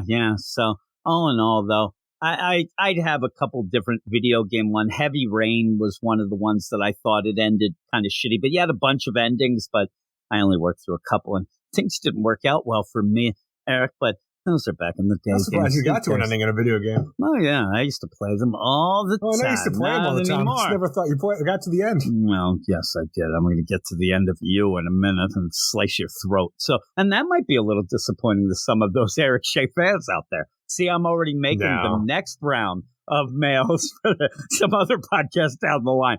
But yeah, the Roseanne deal, when I found out, and it was like, that kind of sucks. That kind of feels bad. But now, did you find out, or did you actually watch it because you liked watching Roseanne? No, I watched it. Yeah, I ended up watching that, and it just other things where I saw the finale of How I Met Your Mother.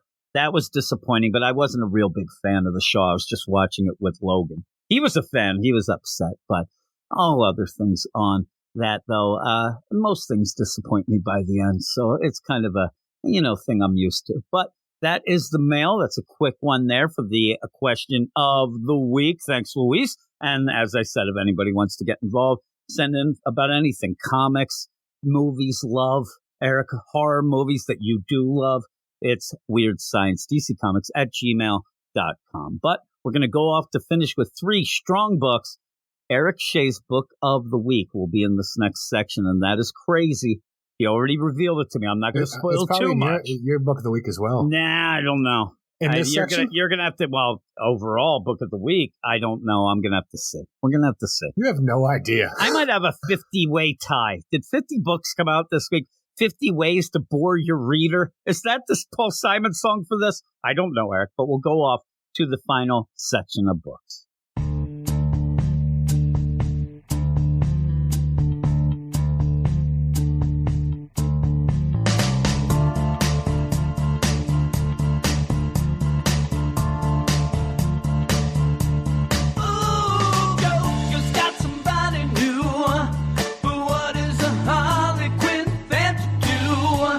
You kind of remind me of someone before, but personally I still love Harley more. It took me by surprise, I must say, yeah, when all the DC band got swept away. Ooh, I guess they love Punchline. They all left Harley Quinn behind. Yeah, I guess they love Punchline.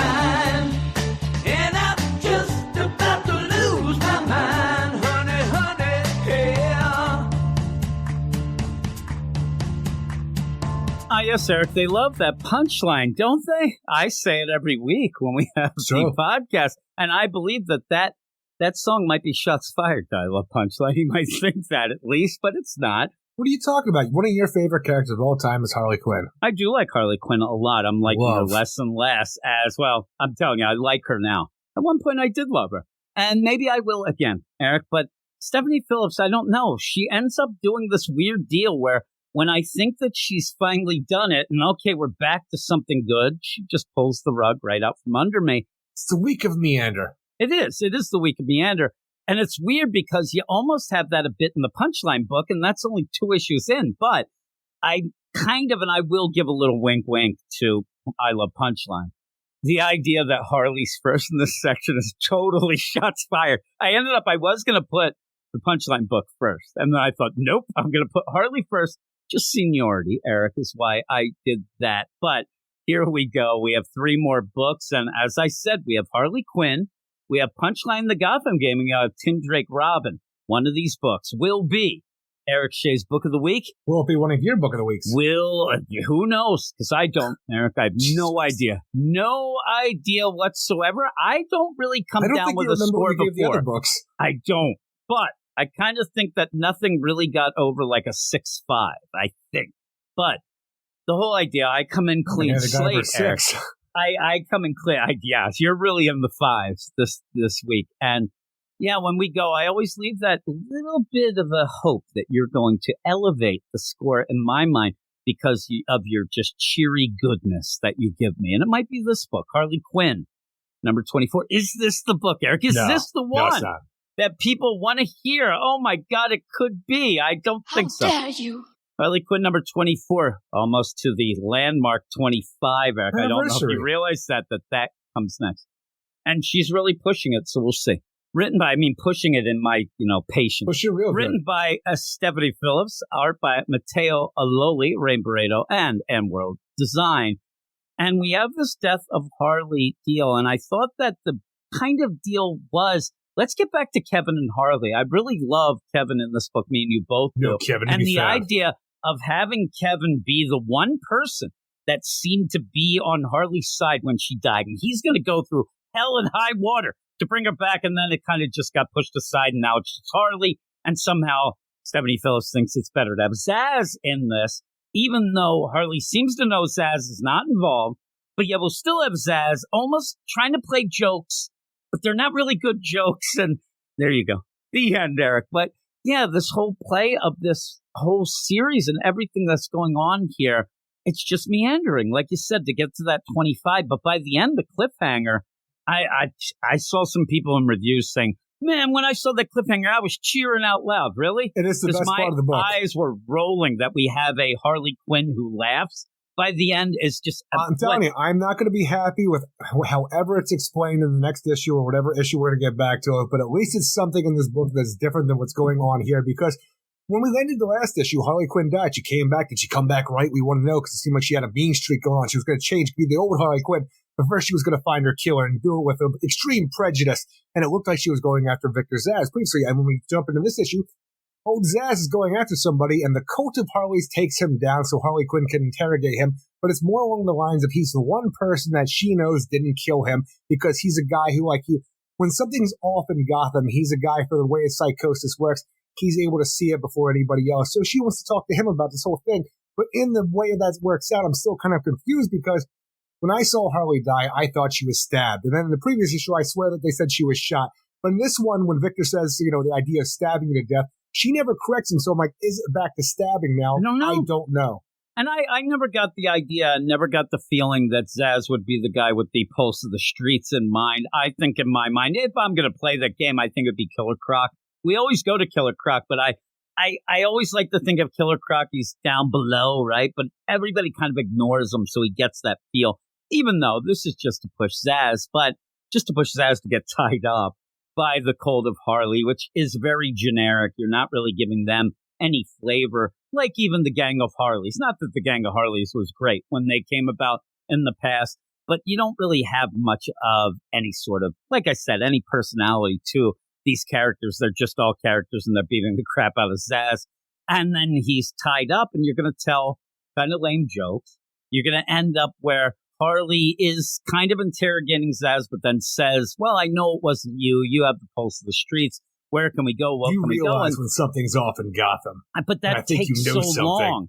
And then when you end up getting Perry, the alien, you almost get, like, again, this book has Kevin, who we love. Perry, there is a possibility or a chance that that could be a really cool character. Yeah. Like the idea that it's this crazy alien that's so over the top parasite alien Perry. that Harley has to pull back. That's always fun. You have the crazy Harley. Let me eat his spleen. He doesn't need it. Now, in that, I just didn't get the idea where No, Stephanie Perry. Phillips, I think, at one point seems to think that she's really funny.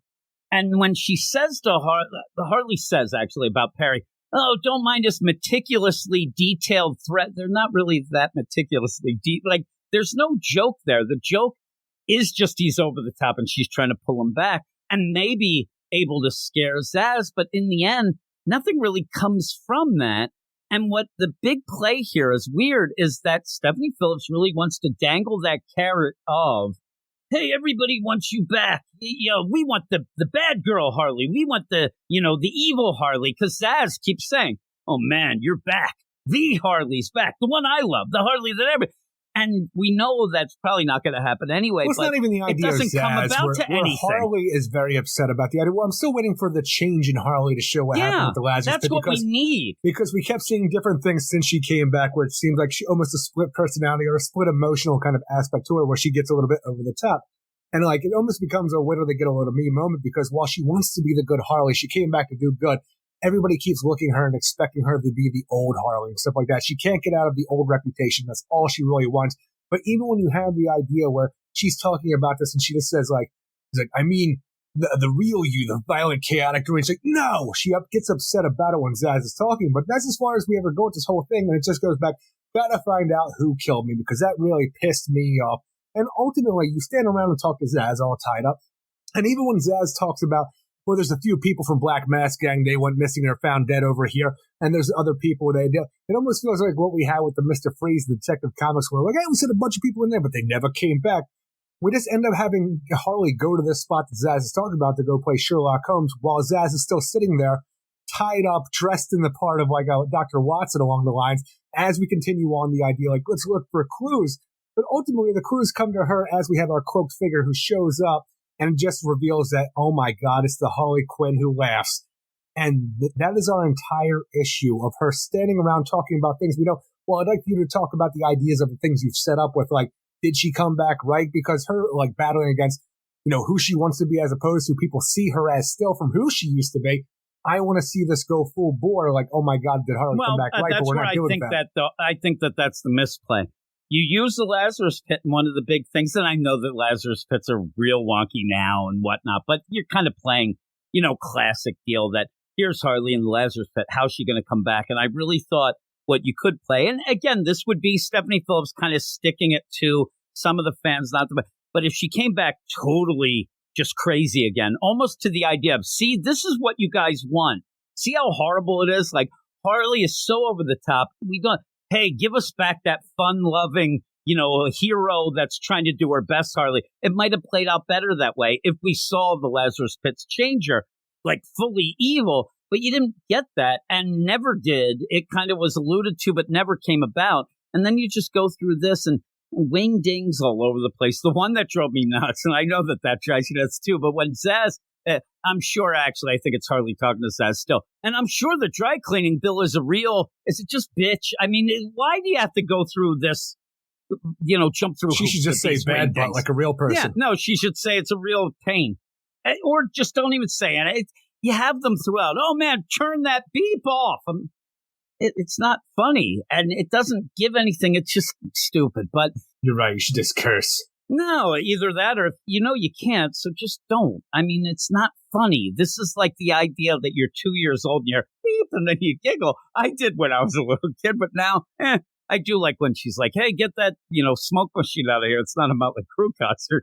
That was okay. But even then, it's such a random joke. They're just thrown in there when I really want a story. And you even have Zaz, like, I get the hyenas, but what's up with this alien and things like that. But by the end, it's just lets meander because now when you see the cliffhanger that it's the Harley who laughs, it almost makes everything else nothing, null and void. Like, oh, it was that we'd never be able to figure that out. Because now you have the Batman who laughs mask over top of a chained up Harley Quinn who's pale as hell, looking like she came from the dark multiverse right now.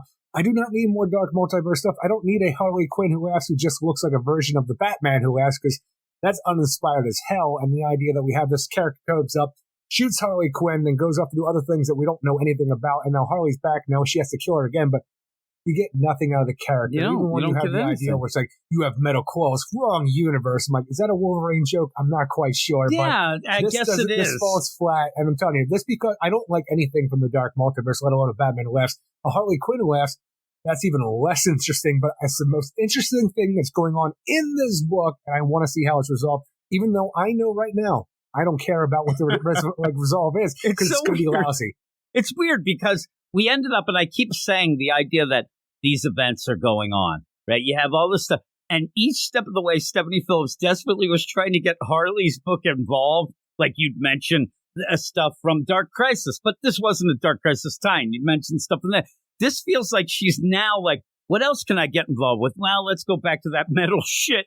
I'm saying, though, do we even have, like, isn't the Dark Multiverse sealed away? I want to know how this can be and what can happen. Because we need the wagon to open up the doorways again. Oh, the wagon, the wings. But yeah, even at one point I thought it'd be funny where you do have Harley and she's going around in the Sherlock deal, and you could play the game of, is that really happening or is that of her mind? And then what it says, like, take the stupid mustache off me.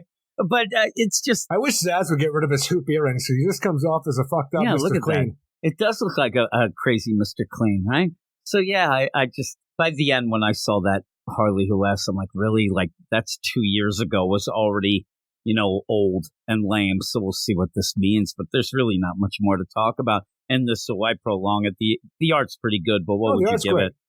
Ultimately, I'm telling you, the art's great throughout. Most of the story is Nothing just happens in this. No, I'm saying, we stand around and we talk to Zaz, who's all tied up, so he can't even stand around. He has to sit around tied up. He can't go anywhere. He's so tied up, Eric. He's so tied up.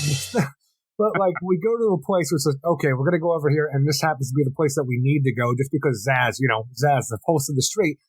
You get the Harley Quinn laughs. Maybe that's enough for you. It's not enough for me. I would end up giving this a 5.1 out of 10. Yeah, I'm a 5.1 as well. It's because the main focus of the book, the death of Harley Quinn and the resurrection of Harley Quinn, we don't even have our fan favorite Kevin in this issue, but there's something wrong with Harley. Or is there? Who knows? We're moving on to something new. Harley who laughs. It's so weird. And there was the possibility, and that's the thing with Harley. Yeah, she's kind of a jokey character, obviously. She does this wacky stuff. But it ends up where there's times when the story, and Stephanie Phillips has done it, there's times where she can get to the heart of the character. You can still have fun, but it ends up meaning something and actually has some feels, stuff like that. This just seems like straight up, hey, look at Harley, she's a joke, and let's get on with it. Tell some jokes, wing dings, Harley who laughs. Boom. 5.1. What's next there?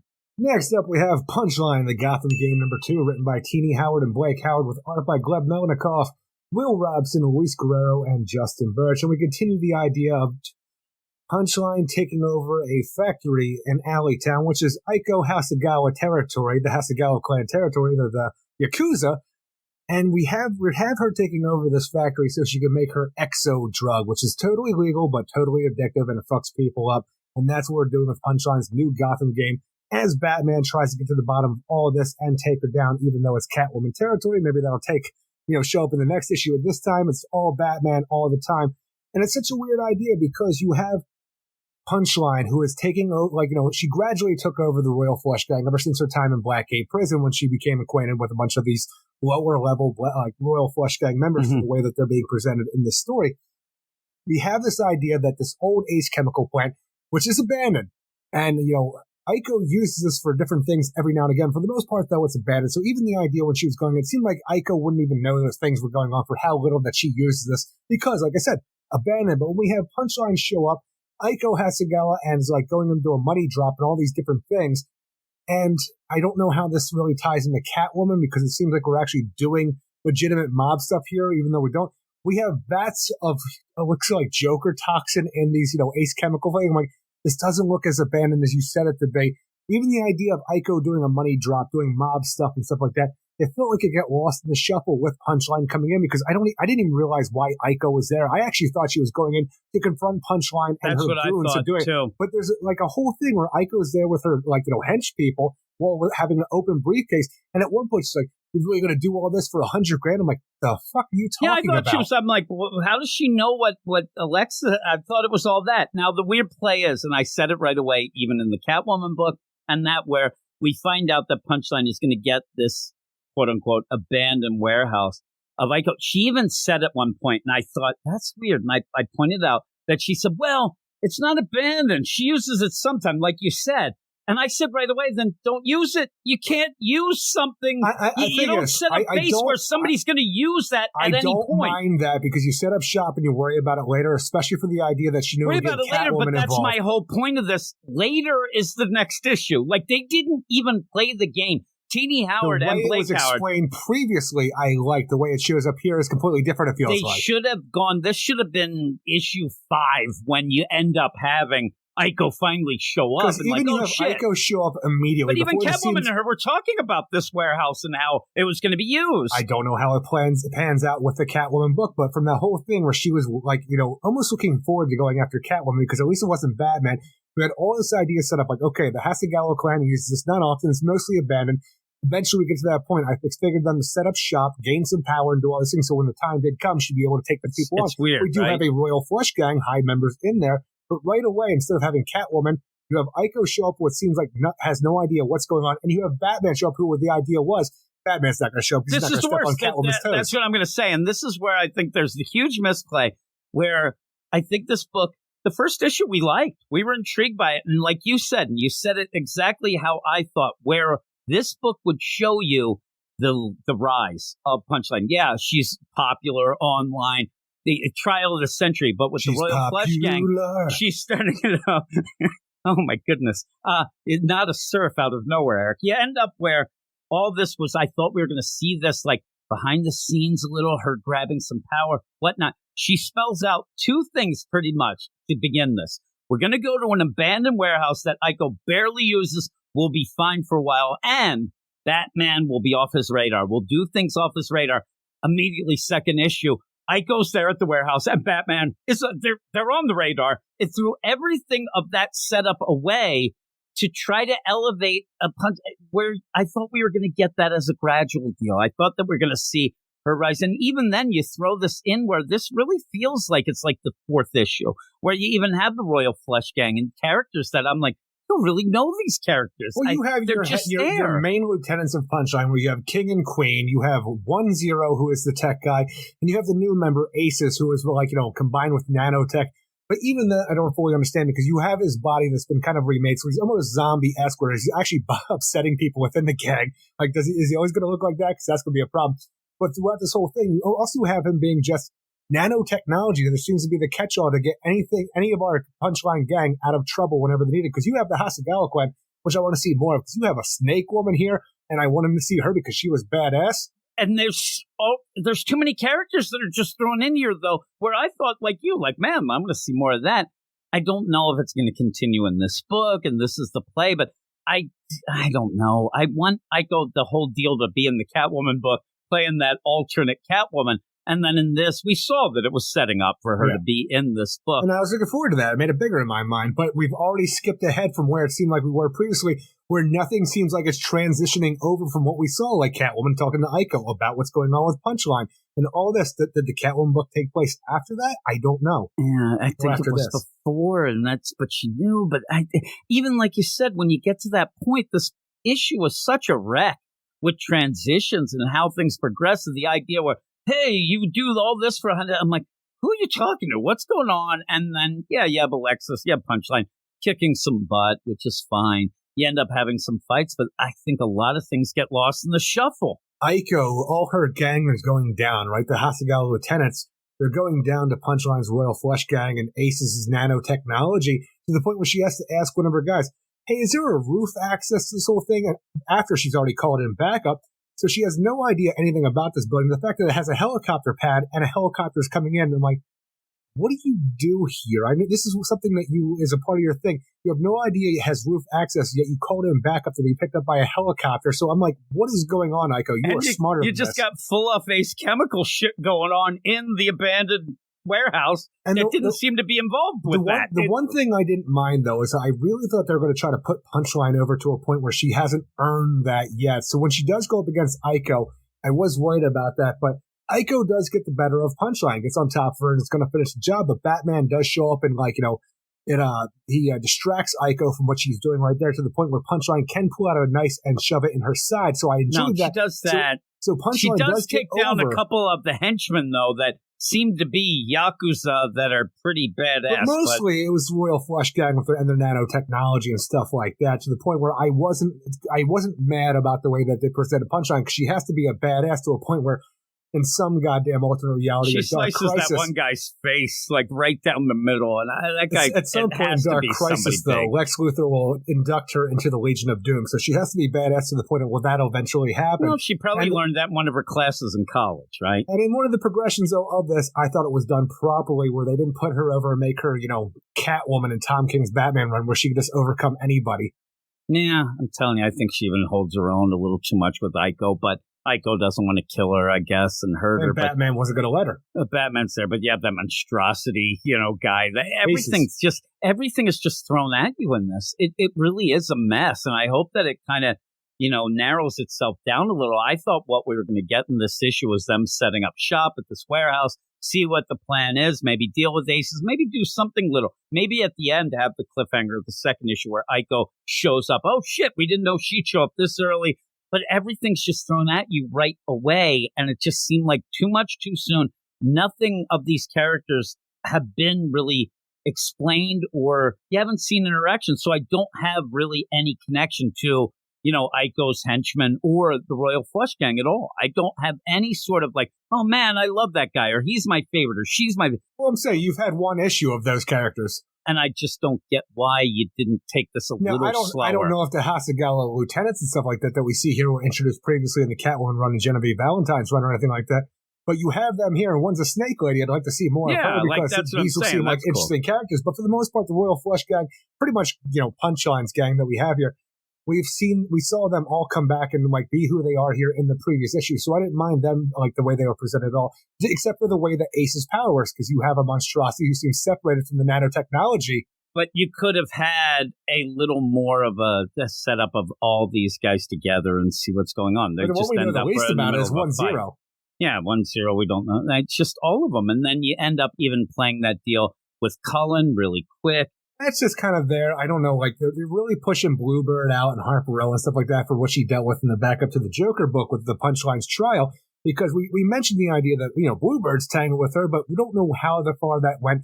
We're just saying that they're still in the background, and Cullen's ex-boyfriend is still a part of the Royal Flush Gang that is now under Punchline's control. I don't think Teenie Howard has set up the story very well, especially, we talked about it before. It was a tough entry-level deal if you hadn't been reading the Punchline stuff up until this now, and I think that this one, with us not even really being able to grab onto the timeline of it, which we read all the issues, but yet it's a little wonky, it's a little weird, and everything that she said, they're setting up this place and doing this because we won't get Batman's attention, and it's abandoned. That gets thrown out the window in the second issue just to have Batman show up and Aiko, and it just was an odd play.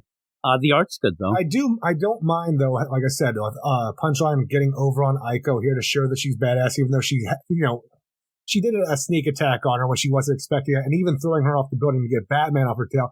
And I do like the idea of Batman as he grabs Aiko, and can't get back up to Punchline. He's trying to call Dick Grayson for help to get medical for Aiko, and somebody yells at the Punchline, "You better pray that she lives. If you aren't afraid of what I'll do, you should be afraid of Catwoman," setting up Catwoman to be the big, adversary of Punchline going forward. But I really expected that well before we got Batman doing stuff, especially for what we saw in Catwoman. I want them to have their separate deals going, but they're going to intersect over. And I think they'll elevate each other, honestly. I've seen what she's done on more than enough Catwoman issues that storylines don't even follow what they're doing, and all of a sudden they veer off to the left to make no sense. But yeah, my whole thing with Punchline is I actually don't sit there and think that I know that much about Punchline, especially with fighting. And I think that this series should have actually kind of pulled it back and maybe given us a little more character moments of these characters. But we're just kind of punchy here. What would you give it? Ultimately, it is the second issue. I'll give it the benefit of the doubt for what it's doing, because we spent last issue putting together the Royal Flush Gang, what it is. Everything doesn't seem to come together as it previously was stated, even in the Catwoman book and the first issue of this series. But I think the art's great. The way that Punchline overcomes her adversary shows that she can hold her own while not being like an over-the-top powerhouse right away. That can overcome anybody no matter what they do. So I like that. I just wish it would come together a little bit more from what we saw in the previous issue, like and Catwoman, like I said. Give it a 6.5 out of 10. I'm going to give it a 5.5 overall. Kind of disappointed after liking the first issue, but what is the last issue of the pod? Tim Drake, Robin, number 3, written by Megan Fitzmartin with art by Riley Rossmo, Lee Lowridge, and Tom Napolitano. And we still have Robin dealing with the strange detective story that he's been plagued with, where somebody is trying to leave him clues about old detective stories that'll finally lead him to his Moriarty of all things. And in the previous issue, we had all of these other Robins coming to attack Tim Drake, and that's where we pick up now. But the thing is, because it was Riley Rossmo, I didn't even get the idea that these Robins in the previous issue were all representatives of the previous Robins in the Bat family. I just thought they were kind of just rando, like, people in Robin costumes or constructs, because we dealt with constructs for a while, even though there seems the idea of the constructs that we're dealing with now are different than what we originally had. So who knows how that all works out in the long run between, white techno discs that make white, ghostly constructs to the point where we actually have Clayface-esque figures impersonating the different Robins to take on Tim Drake here. And ultimately what we do with this issue is Megan Fitzmartin spends a lot of our time as Tim Drake tries to fend off these other Robins that look like his family members, showing us that she knows Tim Drake and how he perceives his brothers and sisters and love interests of the past, and how he is one of the best Robins and how he knows how to overcome this. Because even the idea where a lot of people call Tim Drake the boring Robin, I think I'm just pointing out Simon from what he said in the Slack one time, maybe 2 times, but a lot of people will say that they don't like Tim Drake, but he is the Robin that would one day in the Titans of Tomorrow would become the Batman, the continuation of the Bat God that always has a contingency plan. And you even saw that as him becoming Red Robin in the 2000s and stuff like that, where he is the man with a plan. He'll always figure out how to overcome because he's not the most skillful fighter out of all the Robins, or even the most I'm going to say smartest, but he is one of the smartest Robins. But I like this issue because it is showing me that there is some substance to the Tim Drake that I know and love that I didn't see in the previous 2 issues. Yeah, I just think that this is just her trying to convince people of that. There's the story barely progresses, and this is, I think, and I was trying to count, I think this is the 15th issue that she's written with Tim Drake in it, and that's too late to be doing something of. And really, it's almost exact to what we saw, and I did like it before, but we saw this in Batman Versus, right? We see this all the time. We saw Batman going through that before. We end up where, just recently, we saw them where, okay, this is this Robin, we do that. Remember when it was like, hey, you ended up forgetting me? And we had that big play where Batman was being kind of controlled of the mind and being affected. And we just have it here. That was just an off-the-wall kind of thing where the idea was it didn't even seem to really go with it. Like, I know, but it's I was still mad the at you, same. Batman, because the reason I'm mad at you is because I was an acrobat. And now you brought me out of the spotlight. We said that part, but the other parts we did like. But that's exactly what this is. This is. But you have that with Batman all the time. Tim Drake and how he feels and acts, and how he would counter the people that have been better Robins than him previously. Even though he's been a Robin for a long time now, I did enjoy seeing that, especially even the idea of Stephanie Brown for a short stake as Robin, and seeing her here and how he still, feels about her, still loves her, even though they have broken up and he's moved on. You would hope that you would know that anyway, and her just saying, you were a bad boyfriend. Oh my, you're going there, Steph? And then fighting. Stephanie and Damian are quite alike. They get angry and they yell. And I didn't think it got deep enough to show me that she knows these characters. I think that this is the thick skin of Tim Drake, because even when you had Damian Wayne talking about like the things that you would think that would pierce the psyche of Robin, like the real Damian's way meaner than you. Yeah, it seems surface level nonsense of Megan Fitzmartin just putting everything to a halt now because she's gotten some flack that, hey, you don't know Tim Drake, so she's going to do the most surface level nonsense to show you, but not really show you. She's just going to have the things that I barely know. Tim Drake is my, Robin that I never really read a lot of. I could have written this. I could say, oh, there you go. You're mad because I replaced you. Oh, man, it just ended up really surface level to me, especially when we have a story that hardly makes any sense. Or even the idea of Damian Wayne and stuff like that, and all the grief that like Damian has given him, and replacing him as Robin. There was one moment in the line that I really enjoyed too, where he's talking about Damian being his little brother. I'm like, you don't get enough of that. Yeah. I think that me and you were talking about that the other day, and I actually said that Tim would be upset about Damien. You're like, fuck that, he'd be pissed because he ended up taking this.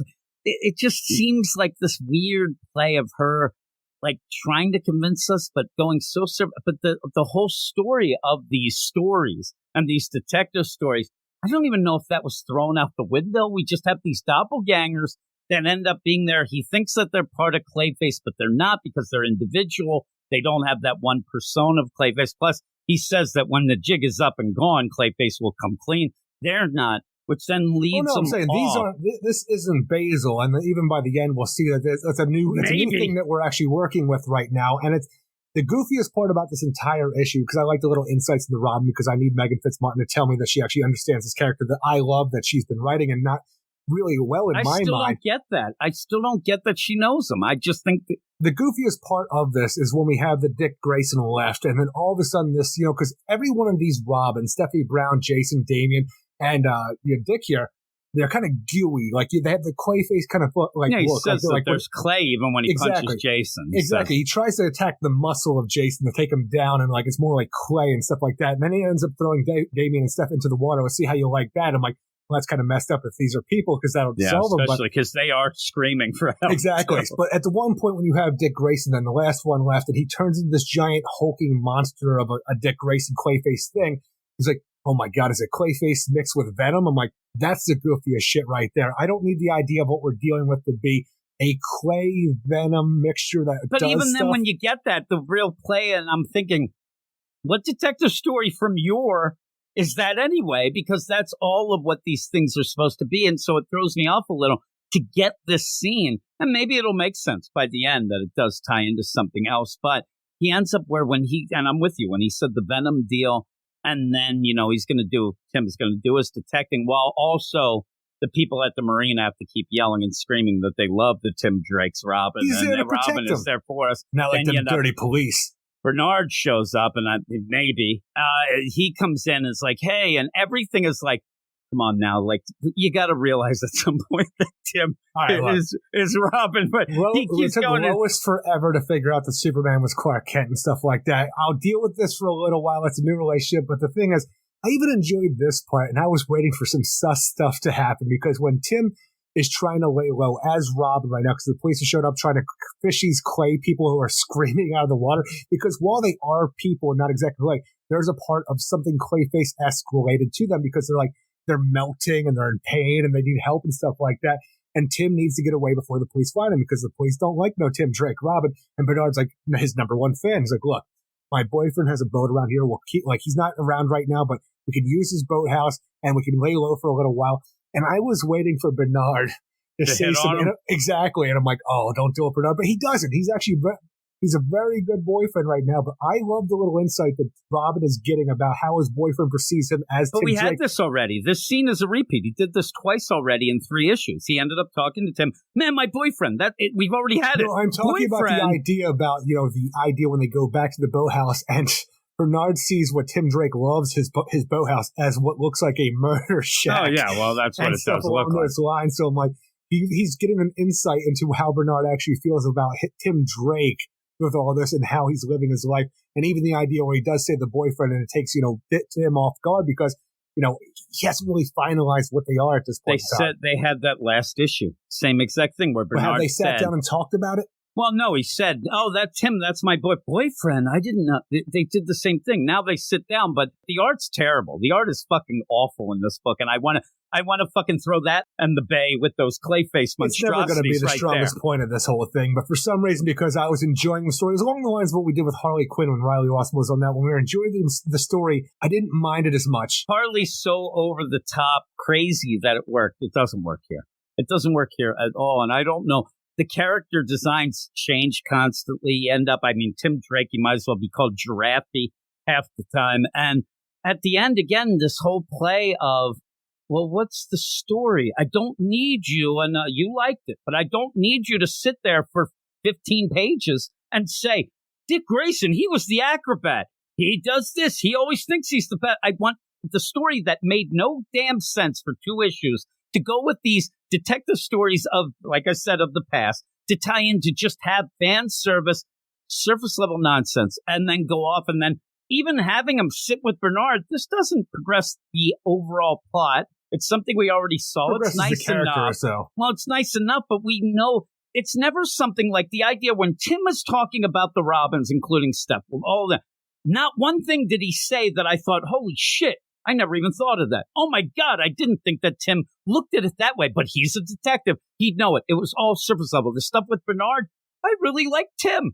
Him and me are boyfriend. Nothing new, nothing over the top. Like, oh my God, I'm glad we got that because I didn't know. The idea that Bernard sees Tim as somebody who sacrifices himself over all others and stuff like that. It's not something he saw. That didn't shock me. Because him. But I'm saying that. But I'm saying I'm reading it. It didn't shock because I even know that Tim would do that. Like nothing in this is saying to me, "Oh man, that's awesome." People have to read this because this is really Tim.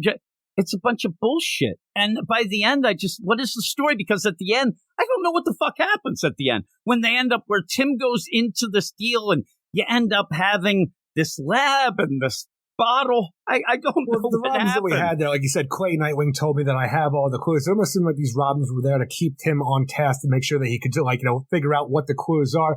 But we do see that the Clay Jason Todd goes back to some secret lab with whatever might have given them these Clay-esque kind of powers. And we do have a doctor there, and Jason's all like, hey, this burns my skin. I need this taken off. I don't want this anymore. And it's like, I need to talk to the boss. It's like, be my guest at this point in time. And then we see a bathtub in the background where a Clayface-esque kind of figure is just yeah, I don't even know, like, the overall of what is happening, though, in this scene. And what that bottle is falling, and when he yells Tim Drake, I'm like, no. Again, this bottle right here, is this the Venom Clayface mixture? I don't know. And do they we'll have this vat that, you even have things where he's taking a bit of the clay and adding it to this, but it all just doesn't really make sense in my mind of the overall progression, including the two mysteries from the first two issues. And then you get here, and in that, you end up having Colonel Moran. Colonel Moran, that is a Sherlock Holmes character. That is a side guy of Moriarty, who you end up, Tim, saying that. But is that the only time? I don't get it. I don't get what this overall story is. Well, whoever this Clayface-esque figure wants to be Tim Drake's Moriarty. Yeah, I don't know, because of the idea of all those other stories and the detective just doesn't seem like it's progressing. And all these things that have been left behind are supposed to be clues to lead him to his Moriarty. I just thought it was nonsense, but you liked it. I did. And the art's terrible. I hate it. I'm saying the art's never going to be the strongest point of this, even though I haven't enjoyed the story. Like I'm telling you, I have not been a fan of much that this series has to offer. I was just happy to enjoy the story that we got here, even though the art... I'm telling you, again, is it the idea that I enjoyed the story more so the art didn't bother me? The art's not great. It's never going to be great, especially if it's not your style. I thought a knife went through that guy's head at the end. I'm like, what just happened? I didn't even see it. But by the end, because of the story and stuff like that, and I finally got the idea that at least it seems like whether it's surface level, generic, whatever, it's something that I needed for this book to have that it didn't have previously. I ended up giving this a 7 out of 10. Yeah, I am a 2. 2 out of 10. I hated it. I hated every bit of it. I thought it was just ridiculous. And you're already repeating stuff, like I said, with Bernard and Tim. We get it. It's the third issue of a series that has done nothing but confuse almost everybody who's read it. I think that this is a bomb and will be done soon. So I'm not even going to even think of like, oh man, it's going to get canceled. Nobody's buying it, I would guess. But maybe not. Maybe they'll let it keep going on. But I think it's one of the worst books that we're dealing with. And that's even including that Dark Crisis, Young Justice nonsense she did. She's terrible. She shouldn't be writing at DC Comics. I don't think she knows the deal. And in my guess would be that, yeah, she's trying to desperately show people after 15 issues that she knows a character that she already has shown. She has no clue what she's doing with. But overall, yeah, I thought it was a bomb. But what would be your book of the week? My book of the week is Tim Drake, Robin number 3. Mine is Action Comics, a number 1049. And I hope that, the 1050 does hit. We're going to have a bunch of stories in that. And even I said, I forgot about Joshua Williamson going on with Superman. I think he has a little something to do with that as well. You give Action Comics the same as Detective Comics? Yeah, but I'm picking that one as my book of the week. Those were both a tie. They're the Kiss My Grit 6. But I think that one was a little better. I think that when I was reading it, I enjoyed the story. It's just, when we have this, it's funny because the Tim Drake book, I'll give it one thing. At least it was about Tim Drake, because a lot of these books, even Punchline, didn't seem to really want to focus a lot on Punchline. We ended up in Action Comics that had less Superman. Detective didn't have much Batman. Harley had Harley, but yeah. All this Harley was standing around and not progressing the story any. It was kind of a down week anyway, but yeah, maybe you'll be able to convince me eventually. Maybe we'll see that, Megan Fitzmartin has finally got a hold of the character. No, I'm hoping that's the case. You're more of a Tim Drake fan. I'm not. From what I see here, I'll give her the benefit of the doubt. If you want to start fresh here and so, put the character that people who have read for, close to 30 years, or actually 30 years for this point, I'm willing to let you have that chance. It's not working previously. It's a shame you didn't do this right away then. And just, kind of show, it's a weird play to just right in the middle, three issues into this weird, weird story. I can't put my finger on the story as one of the things. It's so wacky. Oh, no, I can't either. Like I said at through that review, it's like we had those white techno discs that made white ghostly constructs. I don't know how many of that I'm going works. 2.5. I don't know how we progressed from that point, though. That was, a part of, was it the DC Pride where that story started?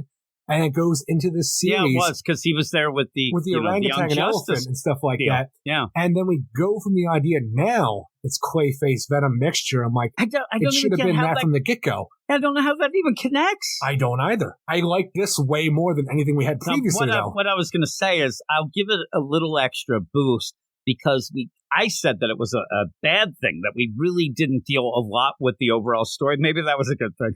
2.5.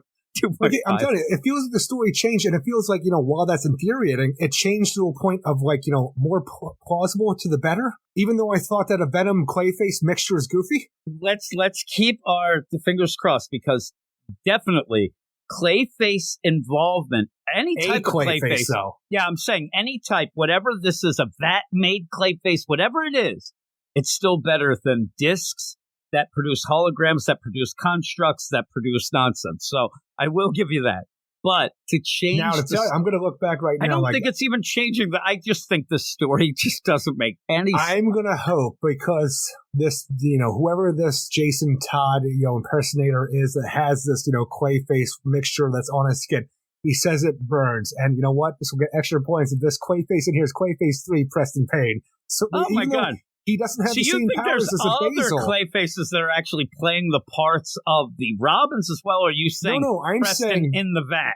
I'm saying Preston in the vat, who is giving these whole things. Well, he doesn't have normal Clayface powers like shape-shifting and stuff like that, which these obviously do. Maybe this is a refined version of what's going on with him. You need an explanation of why it would be him, or you're just fine with him? Look, obviously I'm going to need an explanation, but I always get excited when anybody wants to use Preston Payne Clayface 3. It is funny, though, when you sit there and think that construct type deal does seem like just a person with shit on them. Yeah, it's somebody with this, whatever's in these jars that the Moriarty henchman has, it has been applied to their skin to give them this ability. So Tim beat the shit out of innocent people and threw them in the bay, which is weird. They had guns. But they also ended up at one point, they didn't seem like they were that into it after the fact, but maybe that's because they were Once you get beat, yeah. Maybe they should have said it's all something. Fun and games until somebody kicks your ass. They do, like that Jason Todd guy going back, he doesn't seem like he's that willing a participant, to the point where even this, colonel, he's like, go talk to him. I don't get it. I don't get why one of them isn't like, hey, save us, help us. And I don't know. Maybe that was the play. Like, Tim should have been more of a detective and realized that these were actual people before throwing them into the bay. But, he was under attack. I'm saying they're still alive to the point where the police do have to get them to the point where they are saying to the police, help us, please. Yeah, help us. That's weird. Isn't that weird, though? They're fighting to... I don't know. It does add to this idea where these are monstrosities. So I guess these are just kind of like street kids that were saying, hey, you want to have superpowers? Yeah, we do. We just got to do this job. I'm trying to think, is there anything that set this up earlier? We're like, oh my God, that's why we saw that. I don't think so. But you do have them show up here. Like, we fished them out of the water. We did this. And the one who I think is the Stephanie Brown, I think it's going to perpetuate the idea that Tim Drake Robin is bad to the police. Where, well, that's what I think, yeah. Like, it was Robin. He, and then the people at the marina, he protected us. Yeah, I know. Wouldn't that would be a cool little angle, because you are having them and somehow they Tim pushes them towards the opposite way of the bay, but they swing around and jump in. Like he pushed them in. Oh my God. And then go in, and it does look like when they fish them out, they look like normal kids. Oh my God, Robin attacked kids, but they don't play that angle fully. No, but whatever was done to them looks pretty permanent. they're mud-faced now. That would have been a pretty cool angle if you want to set up Tim as being a bad guy. All of a sudden, it looks like he threw a girl to drown in the bay and fought this other little kid or whatnot. It's me, I'm Guy Kid. Hey there, I'm not the Jason Todd's. But yeah, I don't know. The whole story's convoluted. But now I'm having fun talking about it. Well, this issue is the least convoluted in my mind. Yeah, I think it is because it's a big fight. But when you get back to the end, I'm like, I don't know what's going on. And we really are counting on the idea that she switched things up from those discs. I think it all comes to play, and it's not going to make any damn sense. But there you go. There you go. Tim Drake, Robin, Book of the Year for Eric Shea. He said, just remember that, folks. 7 out of 10. You convinced me up. I'll even go up to a 3 just to be nice because, yeah, we're having fun talking about it now after the fact, but I thought it was nonsense. But next week, it's Annuals Week. Speaking of nonsense, I hear it's no limitations around these parts. And it is, Eric. That is correct. And these are the books that you'll have to go over to the Patreon and sign up. And for as little as a buck makes you do something. $1 makes you holler, Jim. Yeah, $1 makes you holler. 100 cents makes you something. But that's all it'll be. You can listen to that and a bunch of other things. Our show 100 cents gives you all the nonsense. Oh, yeah, it does. That's all the nonsense. When we end up each week, the show comes out early for everybody, even $1 up with that, and then some other random podcasts and things like that. You have to check it out, and each level gets you more, including our Patreon-only Badass Spotlight podcast that comes out each Thursday. That we have those 2 books picked by the badasses. This week we won't have because everything is on the Patreon-only show. And you get Batgirls 2022 Annual, #1. I know you like the way they spell that out. I don't like it, but it is very informative. Because you never had to put comics in a long box. Well, it's been very informative there, but I don't like it. Blue Beetle Graduation Day, #1. You've been waiting for this book. Oh, Eric Shea. You also have Detective Comics 2022 Annual #1.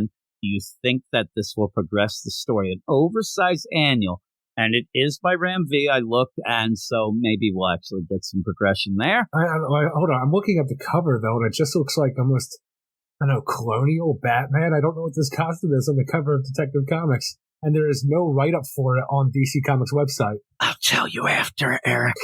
It's not going to progress much. It's bullcrap. Justice Society of America #1. Oh, there's a big one. That's a big one we've been waiting for.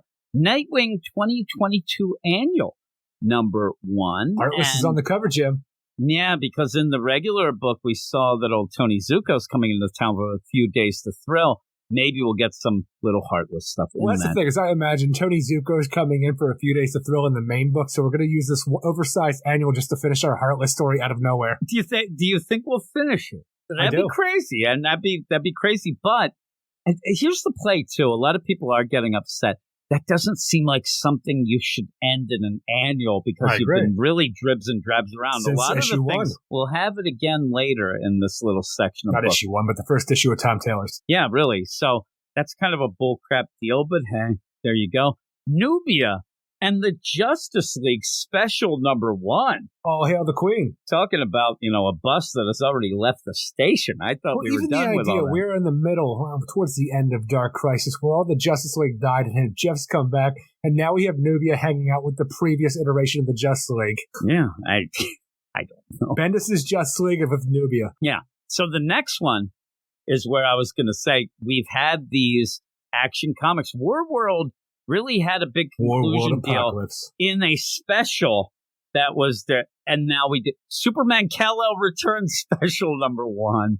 So you're going to end up having not even part of a series. It's a special #1. What's so funny, you have special #1 where you've had, 5, 6, maybe this Action Comics was the 6th part, going back and forth between Action Comics and Superman Son of Kal-El, between, what part of the story is which between those books. And now at the end, you have Superman Kal-El Returns Special, where on the cover says, Big Blue is back. I'm like, he's been back. Yeah, he's been back. Plus, I want to ask you, you like the Batgirls 2022 Annual #1. You know where do you put the Superman Kal-El Returns Special in the long box? Because it's the final Superman section of the Superman Son of Kal-El and the Action Comics, it's just a weird deal. It's a weird play to go with that. Well, I'm not putting it in the A's, that's for sure. And they also had that World, I forget what that was called. That World special. Apocalypse, I believe.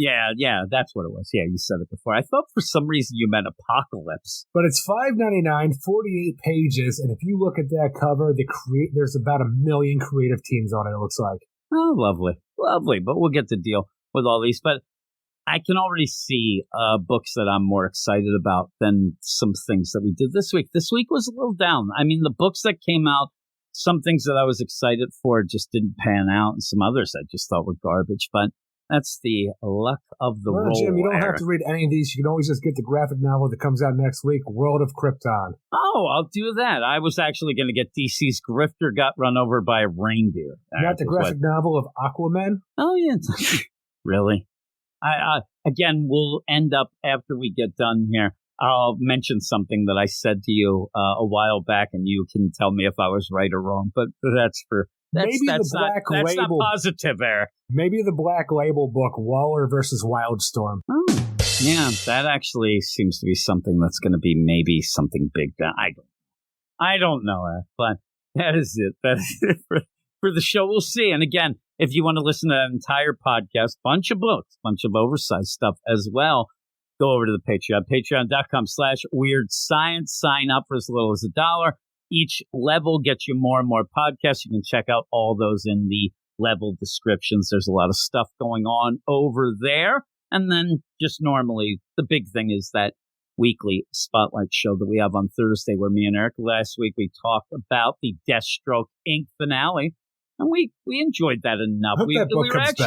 We were actually disappointed because it kind of ended with a bit of a thud where we wanted more. And actually, by the end, said that we hoped it would come back because it was getting interesting. But we also talked Dark Crisis, Dark Army. Number one, that I saw a lot of people loving it, and then a lot of people, hating it. It was that back and forth.